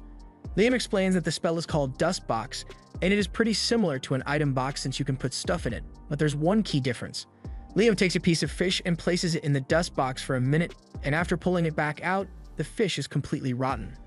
Asuna and Jody are amazed, so they ask him if the spell is useful, but honestly, Liam can't think of any use for a spell that makes things age quickly. Just then, he spots a waitress with some wine and he comes up with a great idea. He runs off, and an hour later, he returns with a bottle of freshly squeezed grape juice. His theory is that if he adds some yeast to the grape juice and puts it in the dust box for a while, he will be able to make wine. They try it out and leave the grape juice in Liam's dust box for 5 minutes, and after pulling it out, the juice has become high-quality wine. Being able to produce wine in such a short amount of time is amazing, but it also applies to more. In fact, literally anything that requires fermentation can be mass-produced with this method, so the spell is incredibly useful. A while later, Liam takes Jody and Asuna to his house and pulls out 10 different bottles of wine. He put 10 bottles of grape juice in the dust box 1 hour apart, so the bottle labeled 10 was in there for 10 hours, the bottle labeled 9 was in there for 9 hours, and so on. He wants Jody to help him taste test the wine, and she's happy to help, so she grabs wine number 1 and takes a sip, then number 2 and number 3 and 4 all the way to 10. Liam was a bit of an alcoholic in his previous life, so he's honestly pretty jealous that Jody gets to enjoy the wine instead of him. Once she's done tasting all the wine, Jody exclaims that the 1 hour bottle tastes like 1-year-old wine, and the 10-hour bottle tastes like 10-year-old wine. This means that 1 hour in the dust box is equivalent to 1 year of fermentation, and now that Liam knows that he can streamline his production process. Asuna is jealous that Jody is the only one who gets to taste the wine, but Jody is technically 40, while Liam and Asuna are still too young. Now that Liam is done with his experiment, he takes Jody and Asuna to his nation and introduces them to everyone. Everyone immediately accepts them, and to celebrate their new arrivals, the villagers hold a feast in Asuna and Jody's honor. All the different species prepare their favorite dishes for the feast, so Chris prepares a plate of grilled lamb, Guy prepares some roast beef, and Raina prepares some mushroom soup. Asuna can hardly contain herself anymore, so she digs in and starts eating as much food as she can, and soon enough everyone else does the same. The next morning, Liam takes everyone out into the nearby forest to pick fruit so he can make different kinds of liquor. They find a bunch of star fruit in the trees, so Guy and Chris begin competing with each other to see who can harvest the most fruit, but Raina yells at the two of them to stop because if they pick all the fruit now, then next year's harvest won't grow. Just then, Liam hears a scream coming from the other side of the forest, so he runs over to investigate, and to his shock, he sees a man biting one of the trolls. He uses his power missiles to blast the man off the troll, but before he could interrogate him, the man runs off into the woods. Guy goes to check on the troll who got bitten, but for some reason, Goem is acting really strange. He became erratic and suddenly tried to bite Guy's face off, so Guy was forced to restrain him. Guy has no idea what could be wrong with Goem, but Liam thinks it might be some kind of status effects, and if that's really the case, then his all-clear spell should fix the problem. Liam casts the spell to clear all status effects on Goem, and thankfully, it makes him go back to normal and fall asleep. But Liam still has no idea what caused this in the first place. Jody has seen a similar condition before, so she tells Liam she thinks Goem might have been infected by a vampire. By biting people, vampires can turn others into vampires to act as their servants, and normally nothing can be done to help someone who has been bitten, but Liam was able to cure Goem almost instantly, which is miraculous. But vampires usually turn to dust in sunlight, so since that man was fine, then a Dracula must be involved. A Dracula is a mutant variant of vampire that is born once every few centuries, and under the power of a Dracula's leadership, other vampires become stronger as well, allowing them to survive in the sunlight. If it really is a Dracula, then they have a major problem on their hands, so Liam plans to investigate so he can take adequate countermeasures. Liam sends a scout out to look for any traces of the Dracula, but when the scout returns, he says he has bad news. He found the vampires 10 kilometers up north, but there are over 10,000 of them, and they are closing in fast. The village is vastly outnumbered, so the villagers are starting to get worried. There are so many vampires because the residents of this land have all been turned, including all the orcs, goblins, and other species. The fact that all the vampires are able to move around during the day means that there must be a particularly powerful Dracula behind this. Vampires are normally pretty chill and live quietly, but under the control of this Dracula, they have become violent and destructive, so Guy says they need to stop them before they do any more damage. However, Jody and Asuna think it is too risky to face the vampires head-on. It is true that they are all really powerful, but if any one of them gets bitten even once, they will be infected and join the vampire army. Liam agrees, but he still wants to do what he can to stop the vampires, so he tells everyone to evacuate all the nearby villages so they won't get overrun by the vampire horde. Unfortunately, none of the surrounding villages took their warning seriously because vampires usually aren't much of a threat. Then, a little while later, the vampires attacked an orc village, and even though the orcs put up a good fight, they were quickly overwhelmed, so all the orcs are now vampires as well. And one more thing. While the scout was watching all this unfold, a vampire appeared that was different from the rest of them. All the other vampires kneeled before it, and then it did something to resurrect all the vampires that had died during the battle with the orcs. There's no doubt in Liam's mind that the vampire the scout saw was actually the Dracula, but if the Dracula can revive its vampire servants indefinitely, then the only way to end this would be to take the Dracula out directly. However, it sounds like it would be impossible to even get close to the Dracula with the current size of its army. Fortunately, Liam has come up with the perfect plan for them to defeat the Dracula, so he asks the tribe leaders as well and Asuna and Jody for some help. The 5 of them end up confronting the vampires in a valley, but just before the vampires get to them, they all equip the armor Liam made for them, and they all begin tearing through the vampires. Vampire bodies begin piling up left and right, and once the group has done a significant amount of damage, Guy says they should retreat since this is more than enough to draw out the attention of Dracula. Sure enough, Dracula soon appears before them, but just as he is about to revive his fallen vampires, Liam swoops in and teleports him away. Dracula is both confused and impressed that Liam was able to move him against his will, so he asks Liam what he did. Liam explains that he teleported them 100 kilometers away, so Dracula won't be able to interact with any of his kin anymore. Liam is sure this whole mess will be solved once he defeats Dracula, but before their fight begins, he asks Dracula if he would be willing to stop turning people into vampires so everyone can coexist in peace. Dracula refuses Liam's peaceful resolution because there's no way he is going to stop until he has converted all the inferior species into his servants. In that case, Dracula leaves Liam with no choice, so he fires several power missiles at him, but even though the missiles hit him straight on, Dracula remains perfectly unharmed. He then disintegrates himself and appears behind Liam, but Liam manages to teleport away before Dracula could hit him. Liam then tries to hit Dracula with several holy lances, but despite being pierced several times, Dracula once again simply disintegrates and reforms himself like new.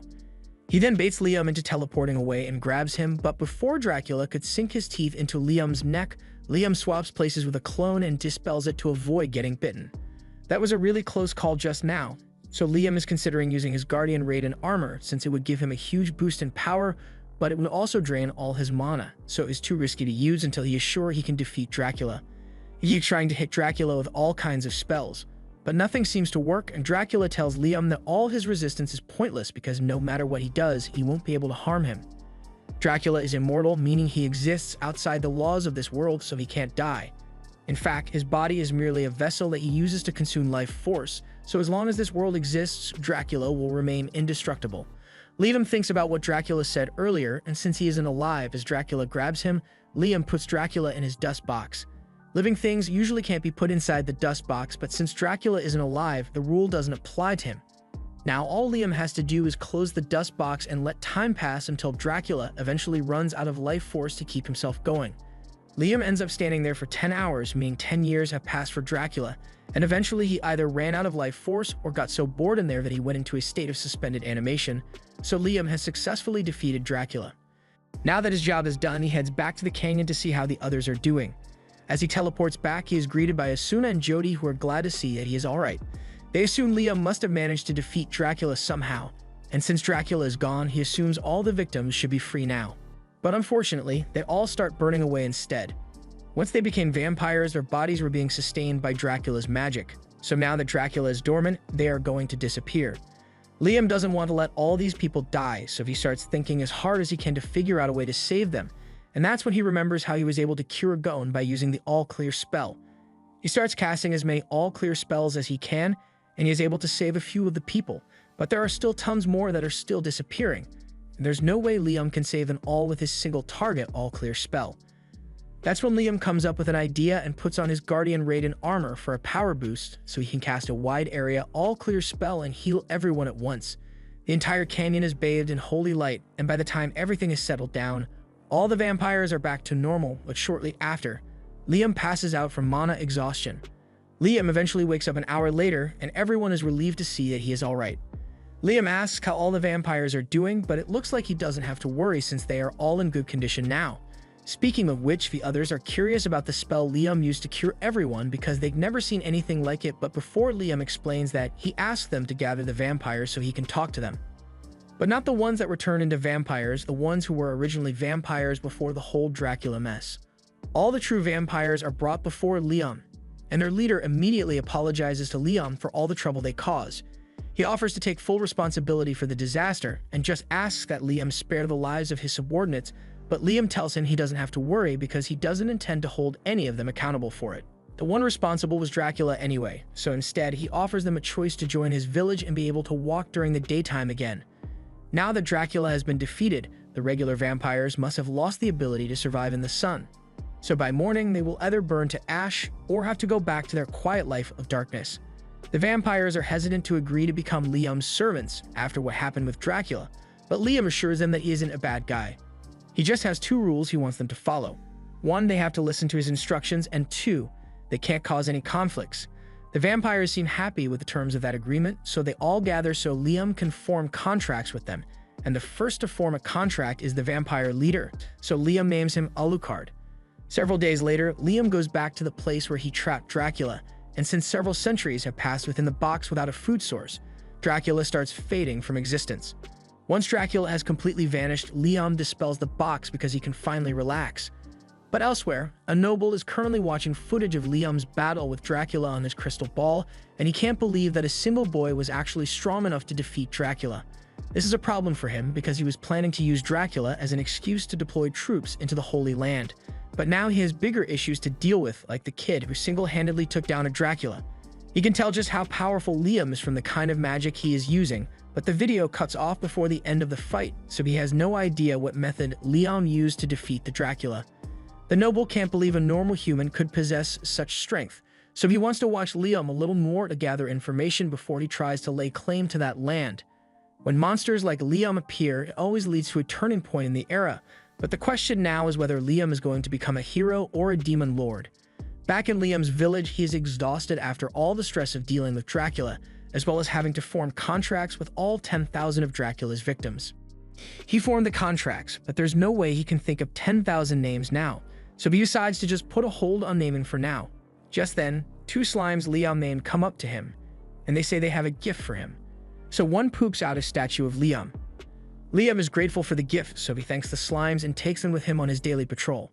What was originally meant to be a small village has quickly grown into a city thanks to everyone working to build accommodations. Of all the species here aside from the dwarf, the elves have the most experience with construction, so Liam put Reyna in charge of that.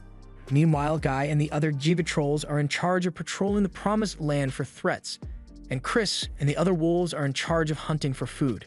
Everyone has their responsibilities, and they all do their best to fulfill them, so things are going well. Just then, Liam is approached by Guy because he has something to tell him. He spotted a group of humans in the forest, and they claim to be merchants from Quistador, so they would like to have a meeting with the king of this land. Liam thinks it might be a good idea to meet with the merchants, but Liam says he isn't actually a king though. Guy has no idea what he's talking about because he is the master of over 10,000 powerful species and rules over the city, so of course he is the king. He even asks everyone else if they think Liam is the king, and they all pretty much assume he was, because who else would it be? And since everyone is in agreement that Liam should be their king, Raiden decides to make it official. As the original owner of this land, he proclaims that he is crowning Liam the king of this nation. A little while later, Liam teleports himself to Scarlet's house so he can check in on her. He finds her sitting in her room, awaiting his arrival, and after greeting him, Liam asks Scarlet if she managed to find any information about what the Kingdom of Jamil is planning. Unfortunately, she tells Liam she couldn't learn anything, but she does know that the officials of Jamil are hiding something. That's probably why they refuse to pull out of the Promised Land even with the threat of incurring Liam's wrath. There must be something there that they are looking for, but Liam has no idea what it could be, so he asks Raiden if he knows anything. Raiden refuses to answer Liam's question, so he decides to investigate more later and asks Scarlet if she would like to return to his city with him. But she says she wants to remain in the capital and continue gathering information for Liam. Liam accepts her decision and says he will be heading back to the village now, but he's going to come visit Scarlet again soon. Once Liam gets back to the Promised Lands, he tells Raiden to spill the details because he knows Raiden knows something.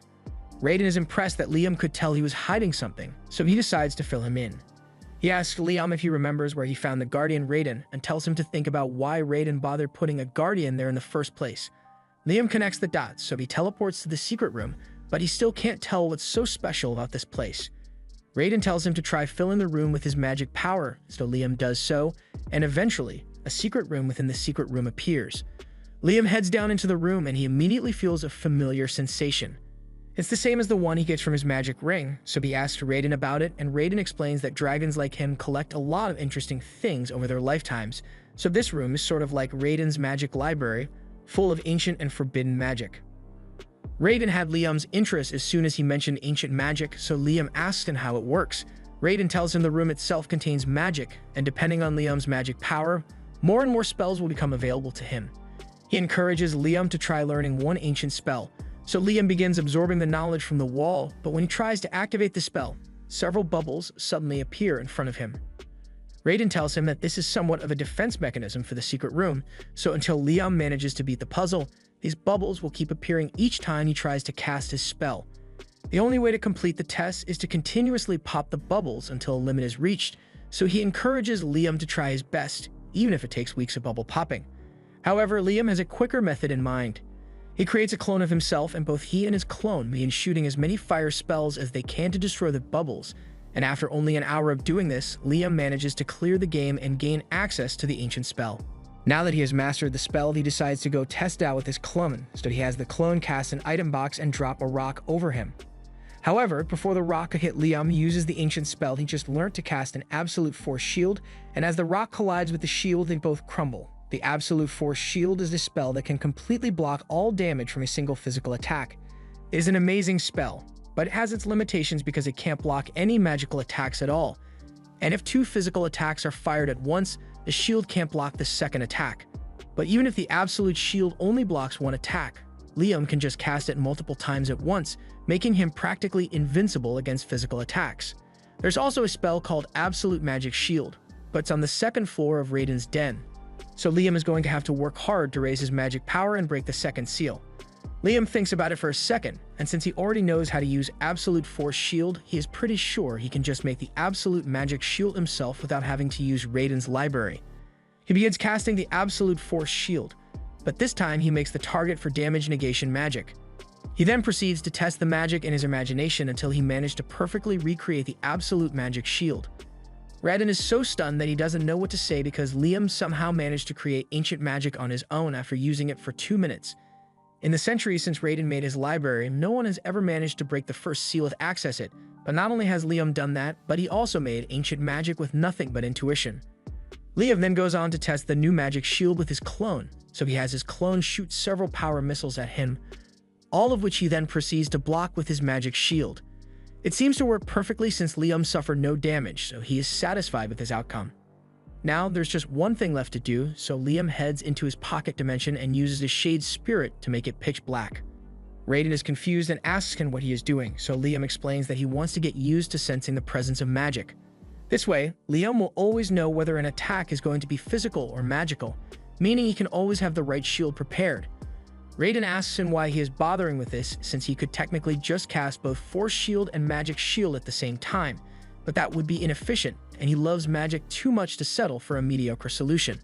Liam's city has grown rather large now, and one day, while walking through it, Asuna comes running up to him because there's a matter that needs his attention. She tells him to head to meeting point number 17, so Liam teleports there and finds Guy and the other trolls standing next to a line of human soldiers. Liam asks what's going on here, so Guy explains that these fine gentlemen are here from the Principality of Palta, and they wish to have an audience with Liam. Liam agrees to meet with them, so he asks who's in charge of the group, and a man named X-Blast steps up. He tells Liam that he is here on behalf of the King of Palta, and to put it simply, his goal is to have Liam marry Princess Flora. He knows Liam is already engaged to Princess Scarlet, but they haven't gotten married yet, and the wedding isn't going to be happening for a while. X-Blast gestures for Princess Flora to come out of the carriage and tells Liam that he can get married to Princess Flora immediately. Liam can't believe Palta is really willing to marry off its princess in a single day, but he doesn't want to make any decisions yet, so he just invites them to come into the city for now. X-Blast thanks Liam for accepting his offer, but the next moment, Liam senses something incredibly dangerous coming towards him. He immediately raises a magic shield, and a few seconds later, he is hit with a fire blast of incredible magnitude. It leaves a massive crater in the ground, so if Liam had reacted any slower, then Princess Flora would have been reduced to a chunk of smoldering flesh. He has no idea who could have done this, so Raiden tells him X-Blast might have had something to do with it, because he has disappeared for some reason. Even if that's the case, Liam still has no idea why X-Blast would intentionally put Princess Flora in danger, so he decides to go ask Scarlet if she knows anything. He teleports to Scarlet's mansion, and a few minutes later he teleports back to the explosion site to show her what happened. He tells her that a man named X-Blast from the Principality of Palta was here trying to convince him to marry Princess Flora, but just when Liam agreed to meet with her, a massive fire elemental appeared beside Flora and nearly burnt her to a crisp. Scarlet is a bit confused because she has never heard of a noble by the name of Flora before, but she has heard of X-Blast and she knows that he is pretty shady. It's likely that X-Blast was simply looking for an excuse to antagonize Liam by bringing a princess to his kingdom under the guise of trying to foster a relationship. Then he intended to kill Flora and blame the incident on Liam as an excuse to start a war with him. Speaking of Flora, Scarlet just figured out where she's seen Flora before, but to make sure, she goes up to her body to inspect her chest. After a close examination, Scarlet can confirm that she indeed recognizes those double Ds because they belong to the illegitimate child of the King of Palta. Just then, Flora wakes up, and at first she thinks she must have died in the fire attack, but then she sees Liam and he tells her he saved her from the blast. Flora immediately gets up and tells him to stay away from her because she doesn't want to get him hurt. Liam tells her she doesn't need to worry because he can counter any spells X-Blast might send to harm her. However, Flora tells him that it's not a spell, it's a curse. X-Blast put it on her to ensure that she would die no matter what, so she begs Liam to get away from her before he gets caught up in it. But Liam simply smiles, walks up to her, and uses all clear to erase the curse. Flora can't believe the curse is actually gone because X-Blast told her it was impossible to remove, but Scarlet assures her that no curse is greater than Liam's power. Flora is relieved that she won't have to die now, but Liam is curious, so he asks her what kind of curse that was. Flora tells him that the curse was one that would turn her into a monster that obeys X-Blast's orders, and from the sound of it, Raiden thinks X-Blast must have used ghoul liquid. Flora notices Liam talking to himself, so she asks him what that's all about, and Scarlet tells her he is talking to the dragon god inside him. Raiden tells Liam that ghoul liquid is a cursed item that has effects similar to the Dracula's, meaning the Principality must have also been behind the Dracula's recent appearance. Flora asks Liam what he intends to do with her now, and since Liam can't exactly tell her to return to Palta after they tried to kill her to start a war, he tells Flora that she can stay here. Liam tells her he will ensure her safety, and Flora is really happy to hear that. But at the moment, there are more pressing matters for him to attend to, like the fact that Palta felt comfortable enough to pull a stunt like this on him. Scarlet thinks they need to demonstrate their powers so the other kingdoms know not to mess with Liam's kingdom, so Liam asks if she wants him to nuke Palta or something. But Scarlet is thinking of a display of power involving the nation as a whole. First, Liam should issue a currency, since it is a huge indicator of a country's power. Preferably, he should create coins with distinct patterns that can't be easily replicated, like the ones the Kingdom of Jamil makes. Liam gets the idea, so he summons some spirits to help him melt down and form the coins. Within a few minutes, Liam's silver coins have been created. Scarlet is impressed by the purity of the silver and the clarity of the design.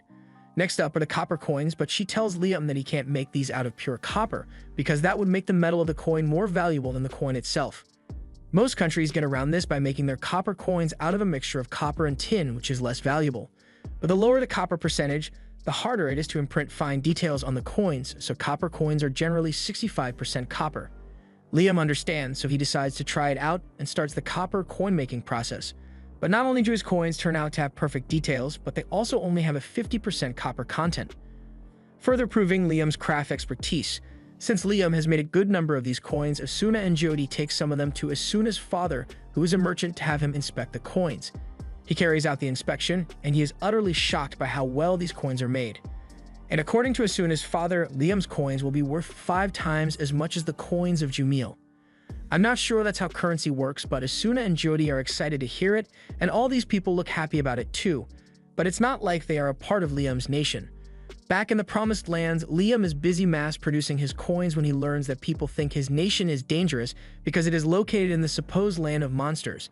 It's so bad that they send out high-level adventurers just to deliver mail to Liam. Scarlet comes over to see what Liam is up to, so he shows her the letter, and it's pretty infuriating. The letter is from Albrevet, and he's basically ordering Liam to come see him immediately in a condescending tone. Scarlett tells him he doesn't have to respond to Albrevet. After all, he's not even the head of the Hamilton family. If Liam's father were the one making the request, then that would warrant a response, but there's no reason to entertain Albrevet's demands after everything he has done. That said, Liam is still quite close to Bruno, so when Bruno asks to visit his nation, he agrees to let him come, and unlike Albrevet, Bruno is much nicer to be around. He is amazed by how much his little brother has accomplished, but they have business to discuss, so he asks Liam if there's a quiet place where the two of them can talk in private. Once they get seated, Bruno goes straight to the point and asks Liam to allow him to conduct trade within the kingdom. He promises to obey all the laws and pay taxes according to this nation's rules, but Liam is having a hard time processing all this, so he asks Bruno to explain everything from the start. Bruno calms down and points out that Liam's nation is bordered by the kingdoms of Jumil, Quistador, and Palta, and it is expected to prosper under Liam's rule, so it is very likely that this nation will end up becoming the #1 trading route in the coming years. That's why he came to ask Liam for permission to trade here as the head of his new family.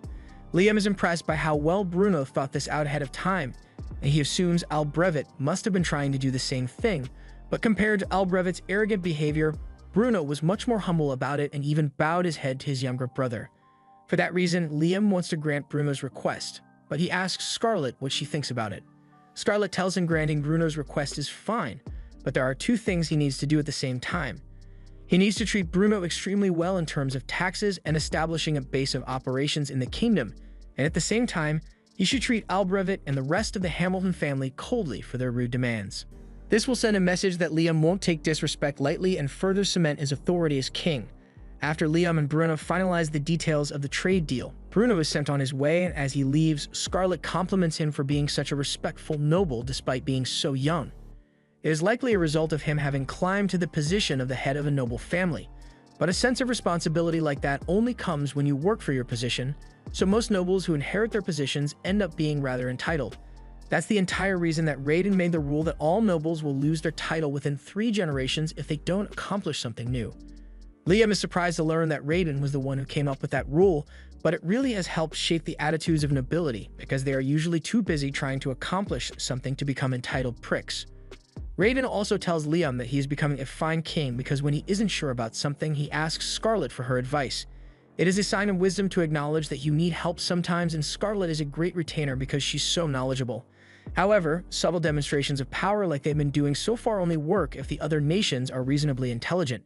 For instance, if a king of a nation were to be like Albrevet, then no amount of warnings would stop him from invading, so Liam needs to be prepared for that.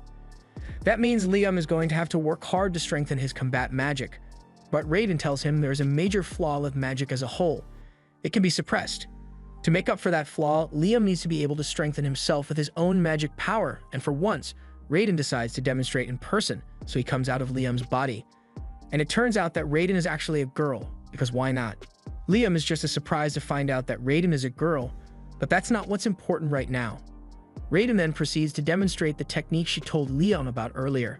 By circulating magic through the body without casting a spell, one can greatly increase their physical strength. Liam tries it out as well, and he is able to do it on his first try, leaping high into the air, but he quickly runs out of energy and falls back to the ground.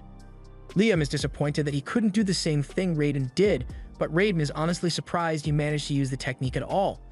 It's almost infuriating how quickly Liam learns things because it doesn't give Raiden a chance to actually teach him anything.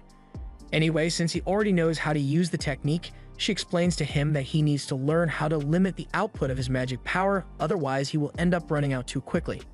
She shows him a few training exercises, and eventually, Liam is able to limit the output of his magic to 10 and 20%, but he still needs to learn how to control the output in individual limbs, so it's going to require a lot more work on his part, and he's really excited about it. Raiden is surprised that Liam is so enthusiastic since she was sure he would find physical training boring, but Liam tells her that learning to limit his magic output will help with his spell casting too, because it allows him to cast way more than he usually can.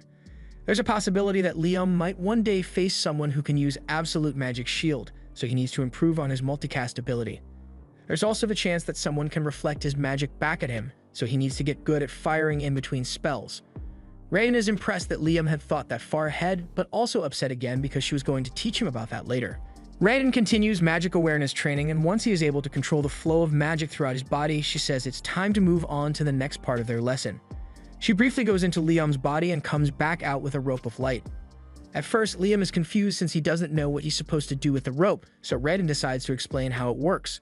First, she tells Liam to try pulling the rope with his physical strength, but no matter how much he tries, the rope won't budge. She then tells him to try using magic power to pull the rope, and as he does so, the rope finally moves. This is a special rope that can only be moved with magic power, and Raiden wants Liam to play a little game of tug of war with her. She's going to be pulling on the rope with her magic power, so she wants Liam to try fighting her with an equal amount of strength. It takes a lot of focus from Liam, but he is able to match the magic levels of Raiden no matter how often she changes them. Since Liam has gotten the hang of sensing her magic power through the rope, Raiden decides to raise the difficulty and now only radiates her magic through the air. It is a lot harder for Liam to keep track of her mana when she does this, but he is ultimately still able to keep his focus on it. And with his focus on magic fine-tuned, Raiden tells him it's time for his final test. She tells him to try firing as many simultaneous spells as he can. So Liam does it expecting to get 19 at most, but to his surprise, he goes well beyond that and fires 29 in base form. Liam doesn't understand how he could have improved so much in such a short amount of time when his magic hasn't gotten any stronger. So Raiden explains to him that he is just using his magic more efficiently, and that has allowed him to greatly increase his output. Since Liam's kingdom has grown so much, he has been having regular meetings with everyone to make sure things go smoothly. Construction on the city is mostly completed, so they've started working on a palace for Liam. There aren't any major problems to deal with, but they are a little concerned that their only source of salt and water is Liam. Liam usually gets salt by separating it from ocean water with his item box, and he doesn't mind doing it since it's not that much trouble. But ideally, the citizens should be able to get their salt without Liam having to personally make it. Liam understands, so he says he will think of another way for them to get salt. However, it looks like Scarlet already has an idea in mind. She asks to speak with Raiden for a moment and asks her if there are any salt rock deposits here in the Promises Land, since they would be able to mine salt there. Raiden says there might be some rock salt towards the eastern part of this land, since she has seen a lot of cattle gather there, and cattle really enjoy licking salt. Scarlet asks Raiden if she can show her the exact location of the rock salts, so Raiden tells her she'll give Liam the directions. That concludes the topics for today's meeting, but now that Asuna thinks about it, it would be nice if they had an ocean. Liam asks her what she means, so Asuna explains that if they had an ocean nearby, then they wouldn't have to go looking for alternative ways of getting salt, since the citizens could just get the salt from the ocean by evaporating it. Scarlet tells them that there actually used to be an ocean connected to the Promised Land, but long ago it is said that Raiden dropped a massive piece of land in the region near Palta, cutting this land off from the ocean. Liam is amazed that such a thing was even possible, but it's too bad they can't do anything about it, since having the Promised Land connected to the ocean would have been great. But things don't always work out the way you want. Later that day, Liam meets with Raiden in his pocket dimension, and Raiden asks him if he really can't think of a way to connect the ocean to the Promised Land. But Liam does have an idea in mind, it's just that it requires him to drastically alter the landscape, and he doesn't have enough magic power to make it work. Raiden says that shouldn't be much of an issue, so Liam asks her if she's going to lend him her strength, but Raiden says no. She tells him to just do what he can with the magic power he has at his disposal, so Liam decides to give it a try. The next day, Liam takes Scarlet and Asuna to a clearing and shows them what he managed to make. The two of them are amazed by what they see because Liam somehow managed to create an ocean here, but Liam tells them it's more of a lake of seawater. Asuna tastes the water and it really is salty, but she asks Liam how he managed to make so much salt water in such a short time. Liam tells her he just brought the water here from the actual ocean. Asuna thinks that's amazing, but she's worried that the water will eventually dry up if it's not actually connected to the ocean. However, Liam already thought of that, which is why he set up an item box to keep this lake connected to the ocean at all times. That means no matter how much water they use, the lake will never run dry, and since living creatures can't enter his item box, there's no chance of someone accidentally getting lost at sea. Scarlet thinks this is wonderful, since it solves all their salt and water problems, but Asuna still has a request she would like to make. She asks Liam if it would be okay for them to go swimming in the lake. Scarlet tells her it would be undignified to go swimming in the holy lake Liam made for the nation, but Asuna points out that Scarlet would get to wear a bikini in front of Liam if she agrees, so she suddenly doesn't seem that opposed to the idea anymore. If Scarlet is okay with it, then Liam has no objections either, so before long, all the citizens of the nation have gathered by the lake to go swimming. Liam is surprised that this many people came out to swim, and he is even more surprised by how eager everyone is to show him their swimsuits. Liam spends some time playing with everyone, and everyone looks like they are having a lot of fun. Meanwhile, Raiden is on the other side of the beach, chilling under his sun umbrella, and after Liam finally gets some time to himself, he sits down beside her so he can relax. He's glad everyone is having so much fun, but he really can't handle seeing all those swimsuits, even if he did kinda enjoy it. A little while later, Liam sees Scarlet talking to a messenger by the city's front gate, and she looks upset, so he asks her if something is wrong. Scarlet tells him that one of her subordinates just informed her that the AG region in Jamil is currently experiencing a severe drought. AG is her mother's homeland, and she is understandably concerned about its well-being. But she apologizes for worrying about another nation even though she serves him now. However, Liam tells her he doesn't mind, and if the AG region is suffering a drought, then he is more than happy to help provide water for them. Scarlet is surprised that Liam is willing to help another nation, but he doesn't see it as a big deal, since he can just have the water spirits convert some salt water into fresh water, and then he could just transport it to the AG region with his item box. He knows he doesn't have to, but they are a neighboring region, and he would like to get along with them if possible. Scarlet is still a bit shocked, but she says she will go inform the king of Jamil that Liam is willing to help, and Liam asks her to make it clear to the king that he doesn't need anything in return for his help. Scarlet hurries off to go deliver Liam's message to the king of Jamil, and as she leaves, Raiden tells Liam that he is being pretty generous. Liam says it's just the best way to build friendly relations with the neighboring nations. He has already demonstrated that he has great power and skill, so now he wants to show the other nations that he can use his power for their mutual benefit, and that should convince them to stay on good terms with Liam's kingdom. Liam begins working to create the necessary water, but now that Raiden has had some time to think about it, she thinks Liam's efforts might be in vain. What Liam is doing is definitely a good thing. It would be a wise choice for anyone to accept his kindness. But wisdom isn't as common as you would think. Raiden has encountered many people throughout her life, and the more status a person has, the more likely it is that they let their judgment be clouded by their pride. Liam doesn't think anyone would be foolish enough to make decisions solely based on their pride, but then he remembers that Albrevit exists, so he understands what Raiden is talking about. He just hopes the king of Jamil isn't short-sighted enough to let his pride dictate his decision.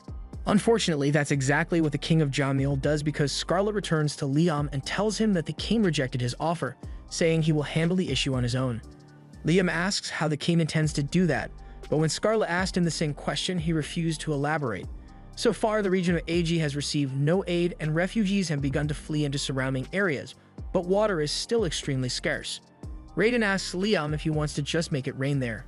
Liam asks her if that's really possible, and Raiden confirms it, so Liam is excited to try it out, but he doesn't intend to make it rain on Jamil this time. There would be no point in forcing his help on them when the king already rejected his aid, but Liam doesn't intend to leave the people of AG to suffer, so he devises another plan. He later meets with Bruno, and since Bruno is a noble of the kingdom of Jamil, Liam asks him if nobles ever provide disaster relief to struggling regions. Bruno confirms this and tells Liam that it is even considered a great achievement for a noble family to do so. Liam then mentions that he offered to help with the AG drought situation, but the king of Jamil refused his offer of help. That's why Liam wants to give the water to Bruno so he can help AG instead. This way, the people of AG will get the help they need, and Bruno's status will rise because he will be the one officially providing the aid. Liam then pulls out one barrel of water and tells Bruno that he can teleport the rest to the areas where it is needed, at which point Bruno just needs to distribute it. Bruno thanks Liam for the offer and says he will make sure the people get the water, but since he will be purchasing the water from Liam, he is going to need a few days to get enough to pay him. However, Liam tells him he just wants 10 silver coins per barrel.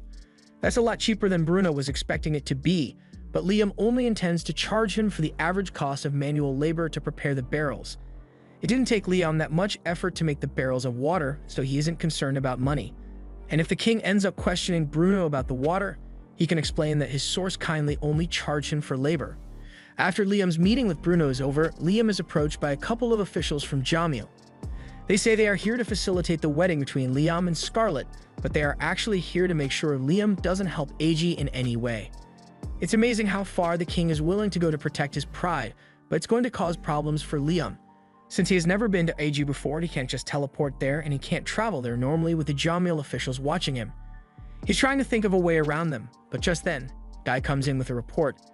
He's just encountered a group of people from the kingdom of Jamil, and they say they are here to examine the route that will be taken for Scarlet and Liam's wedding. Liam tells Guy to pay attention to the envoy, but as long as they don't cause any damage or install anything suspicious, he should let them do as they please. Now that the officials from Jamil are already here, Liam isn't going to have a chance to send his clone to IG unnoticed anymore, so he decides to take some drastic measures. He summons his clone and uses Wind Cutter to give it a haircut. But apart from merely giving the clone a heart attack, the haircut didn't do much to make him look different. He tries something different and changes his hairstyle before summoning the clone. This creates a clone that copies his new look, but it's still not enough to go unnoticed. Raiden then gives Liam an idea and tells him to try using an incantation on the clone to evolve it, since it should evolve into a form of Liam's choosing. So he does so and names his clone Amelia, causing it to turn into a pretty idle version of Liam. This should be different enough to avoid drawing suspicion, so Liam sends his clone off to IG in his place. Liam recently decided to open his kingdom up for trade, so things have gotten a lot more lively around here. However, he is still being watched by the representatives from Jamil, so he has to act normal so they don't suspect that he might be interfering with the AG situation. While walking through the streets, he comes across two of his slimes, and they ask him to play with them. But Liam points out that they are absolutely covered in dirt.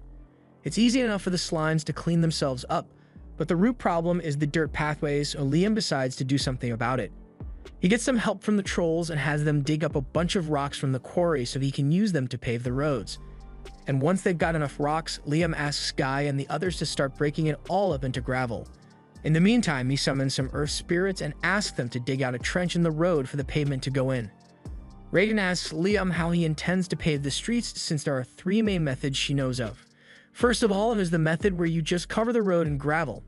Then there's the method where you lay bricks on top of the road, and finally there's a method where you use flammable soil, otherwise known as tar, to fill in the roads.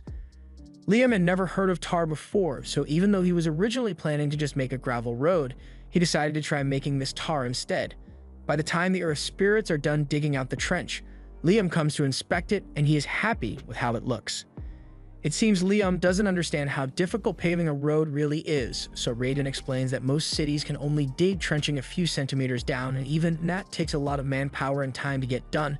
But Liam just dug out a 1-meter trench in a single afternoon, so even the officials that are spying on him are in shock.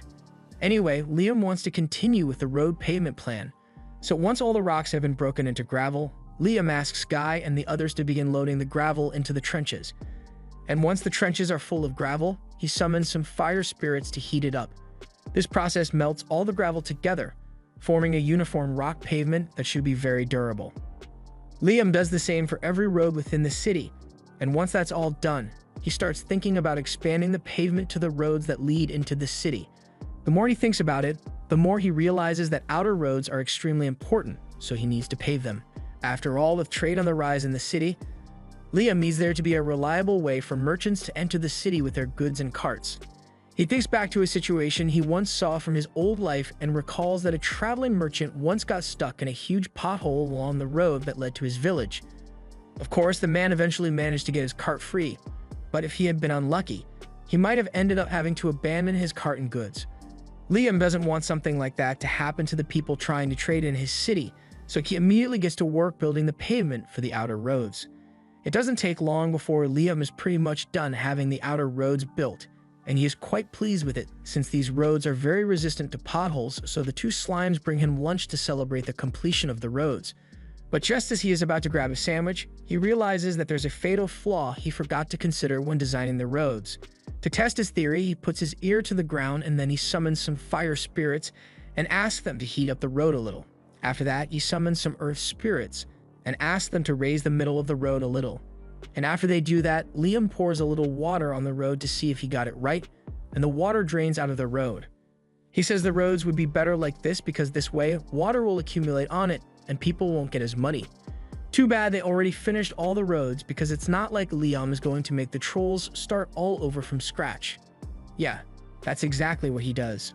While everyone else is busy, Liam decides to do something else, so he heads into the forest and starts tying a rope to a tree.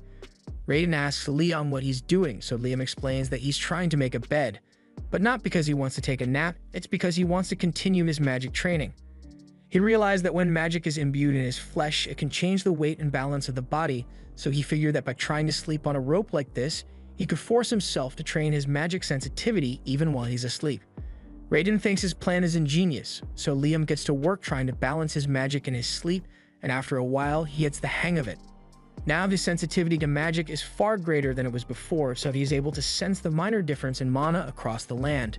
But as he is scanning the area, he discovers that there are way more spies here than he thought there were. He already knew about the spies from Jamil, but there are also spies here from Palta and Quistor. For them to brazenly send spies onto Liam's land, they must now not know that Liam can sense them.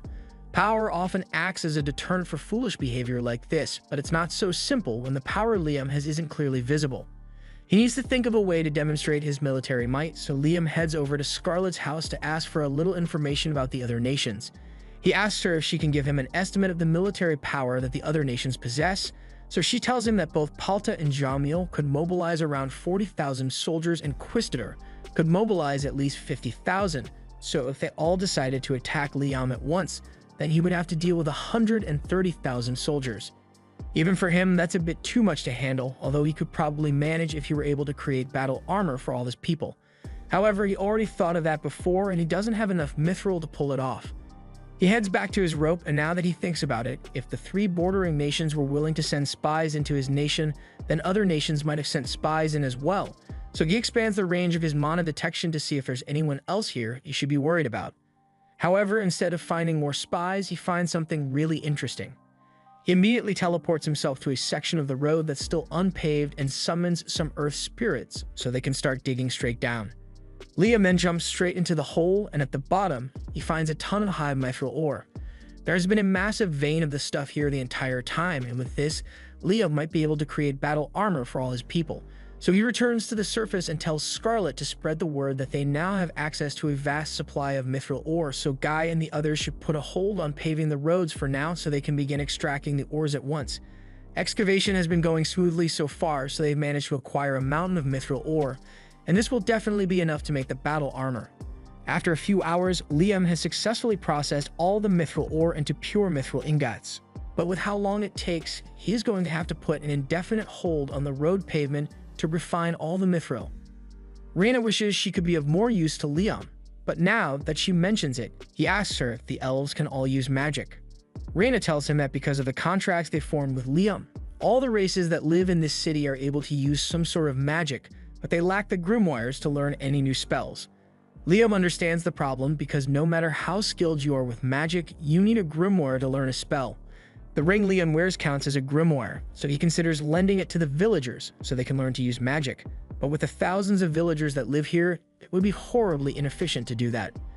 Instead, Liam comes up with an idea to create a magic ring for everyone in the village so they can learn to use magic because he has enough mithril to pull it off. But then again, why bother making individual rings when he can just make a rune out of mithril and use it as a spell storage device so multiple people can learn spells at once, just like the one Raiden made.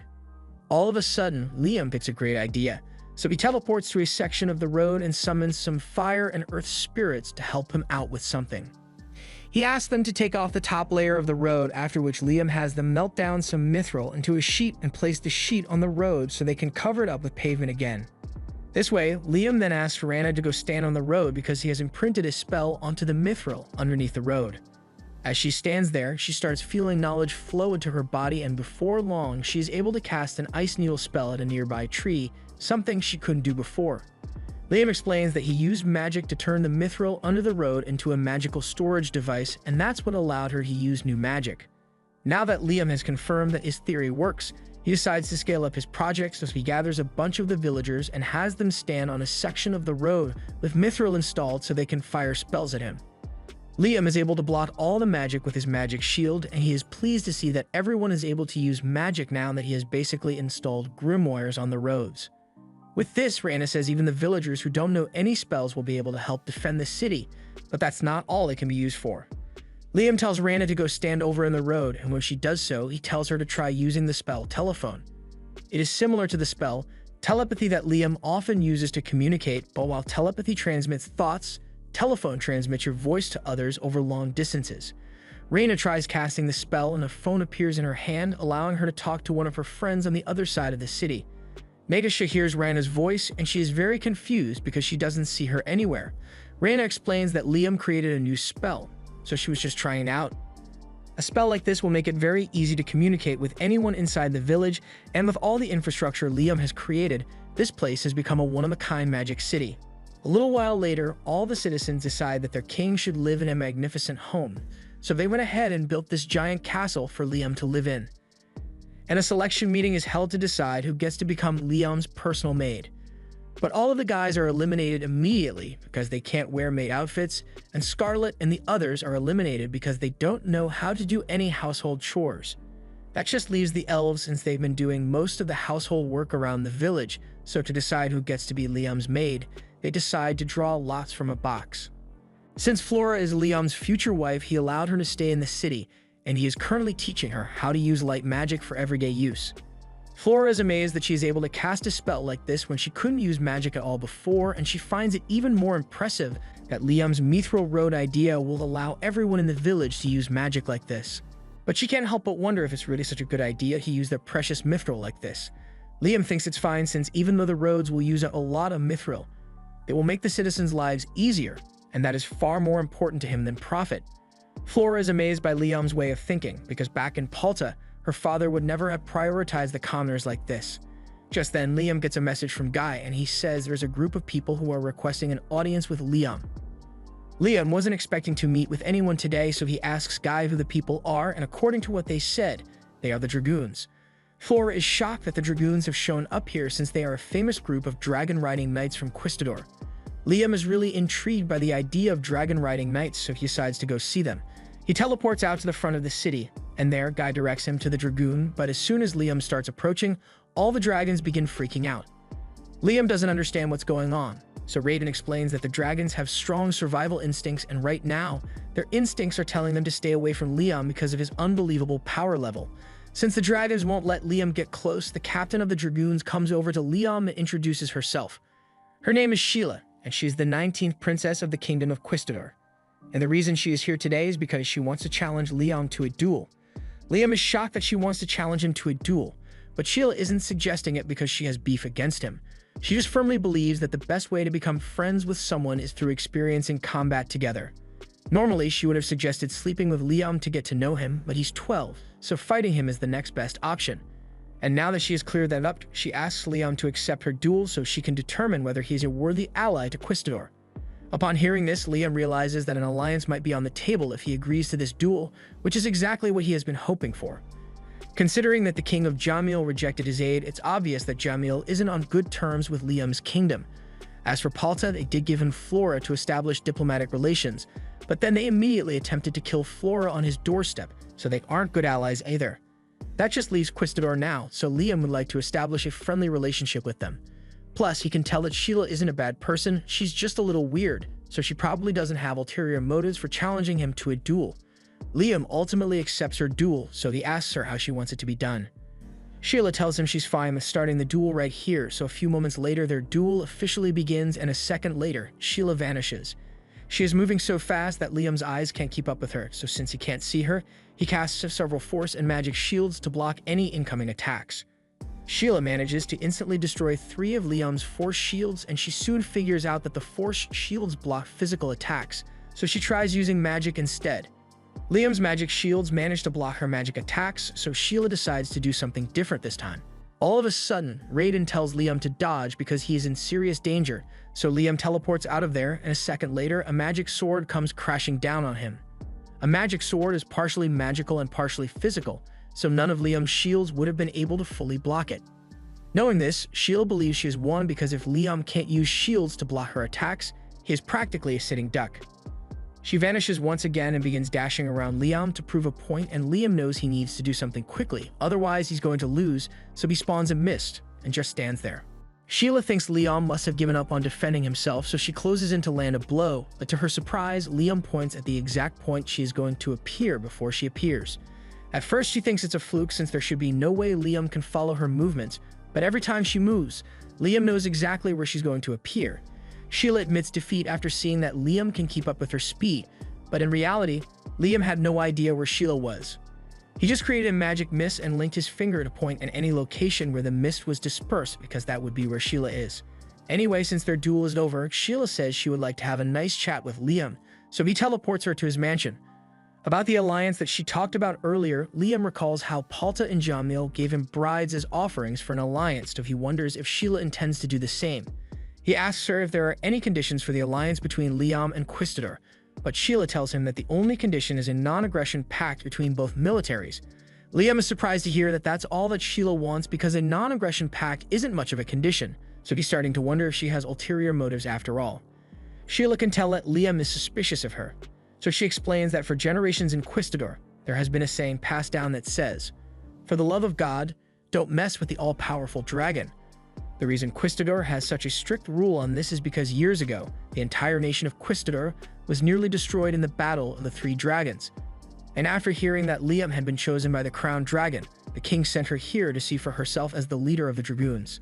The idea was that if Liam really had an all-powerful dragon inside him, then the dragons they ride would most certainly react in some way, and sure enough, that's what happened. Sheila is now certain that Liam possesses the dragon crown, so she would like nothing more than to form an alliance with Liam.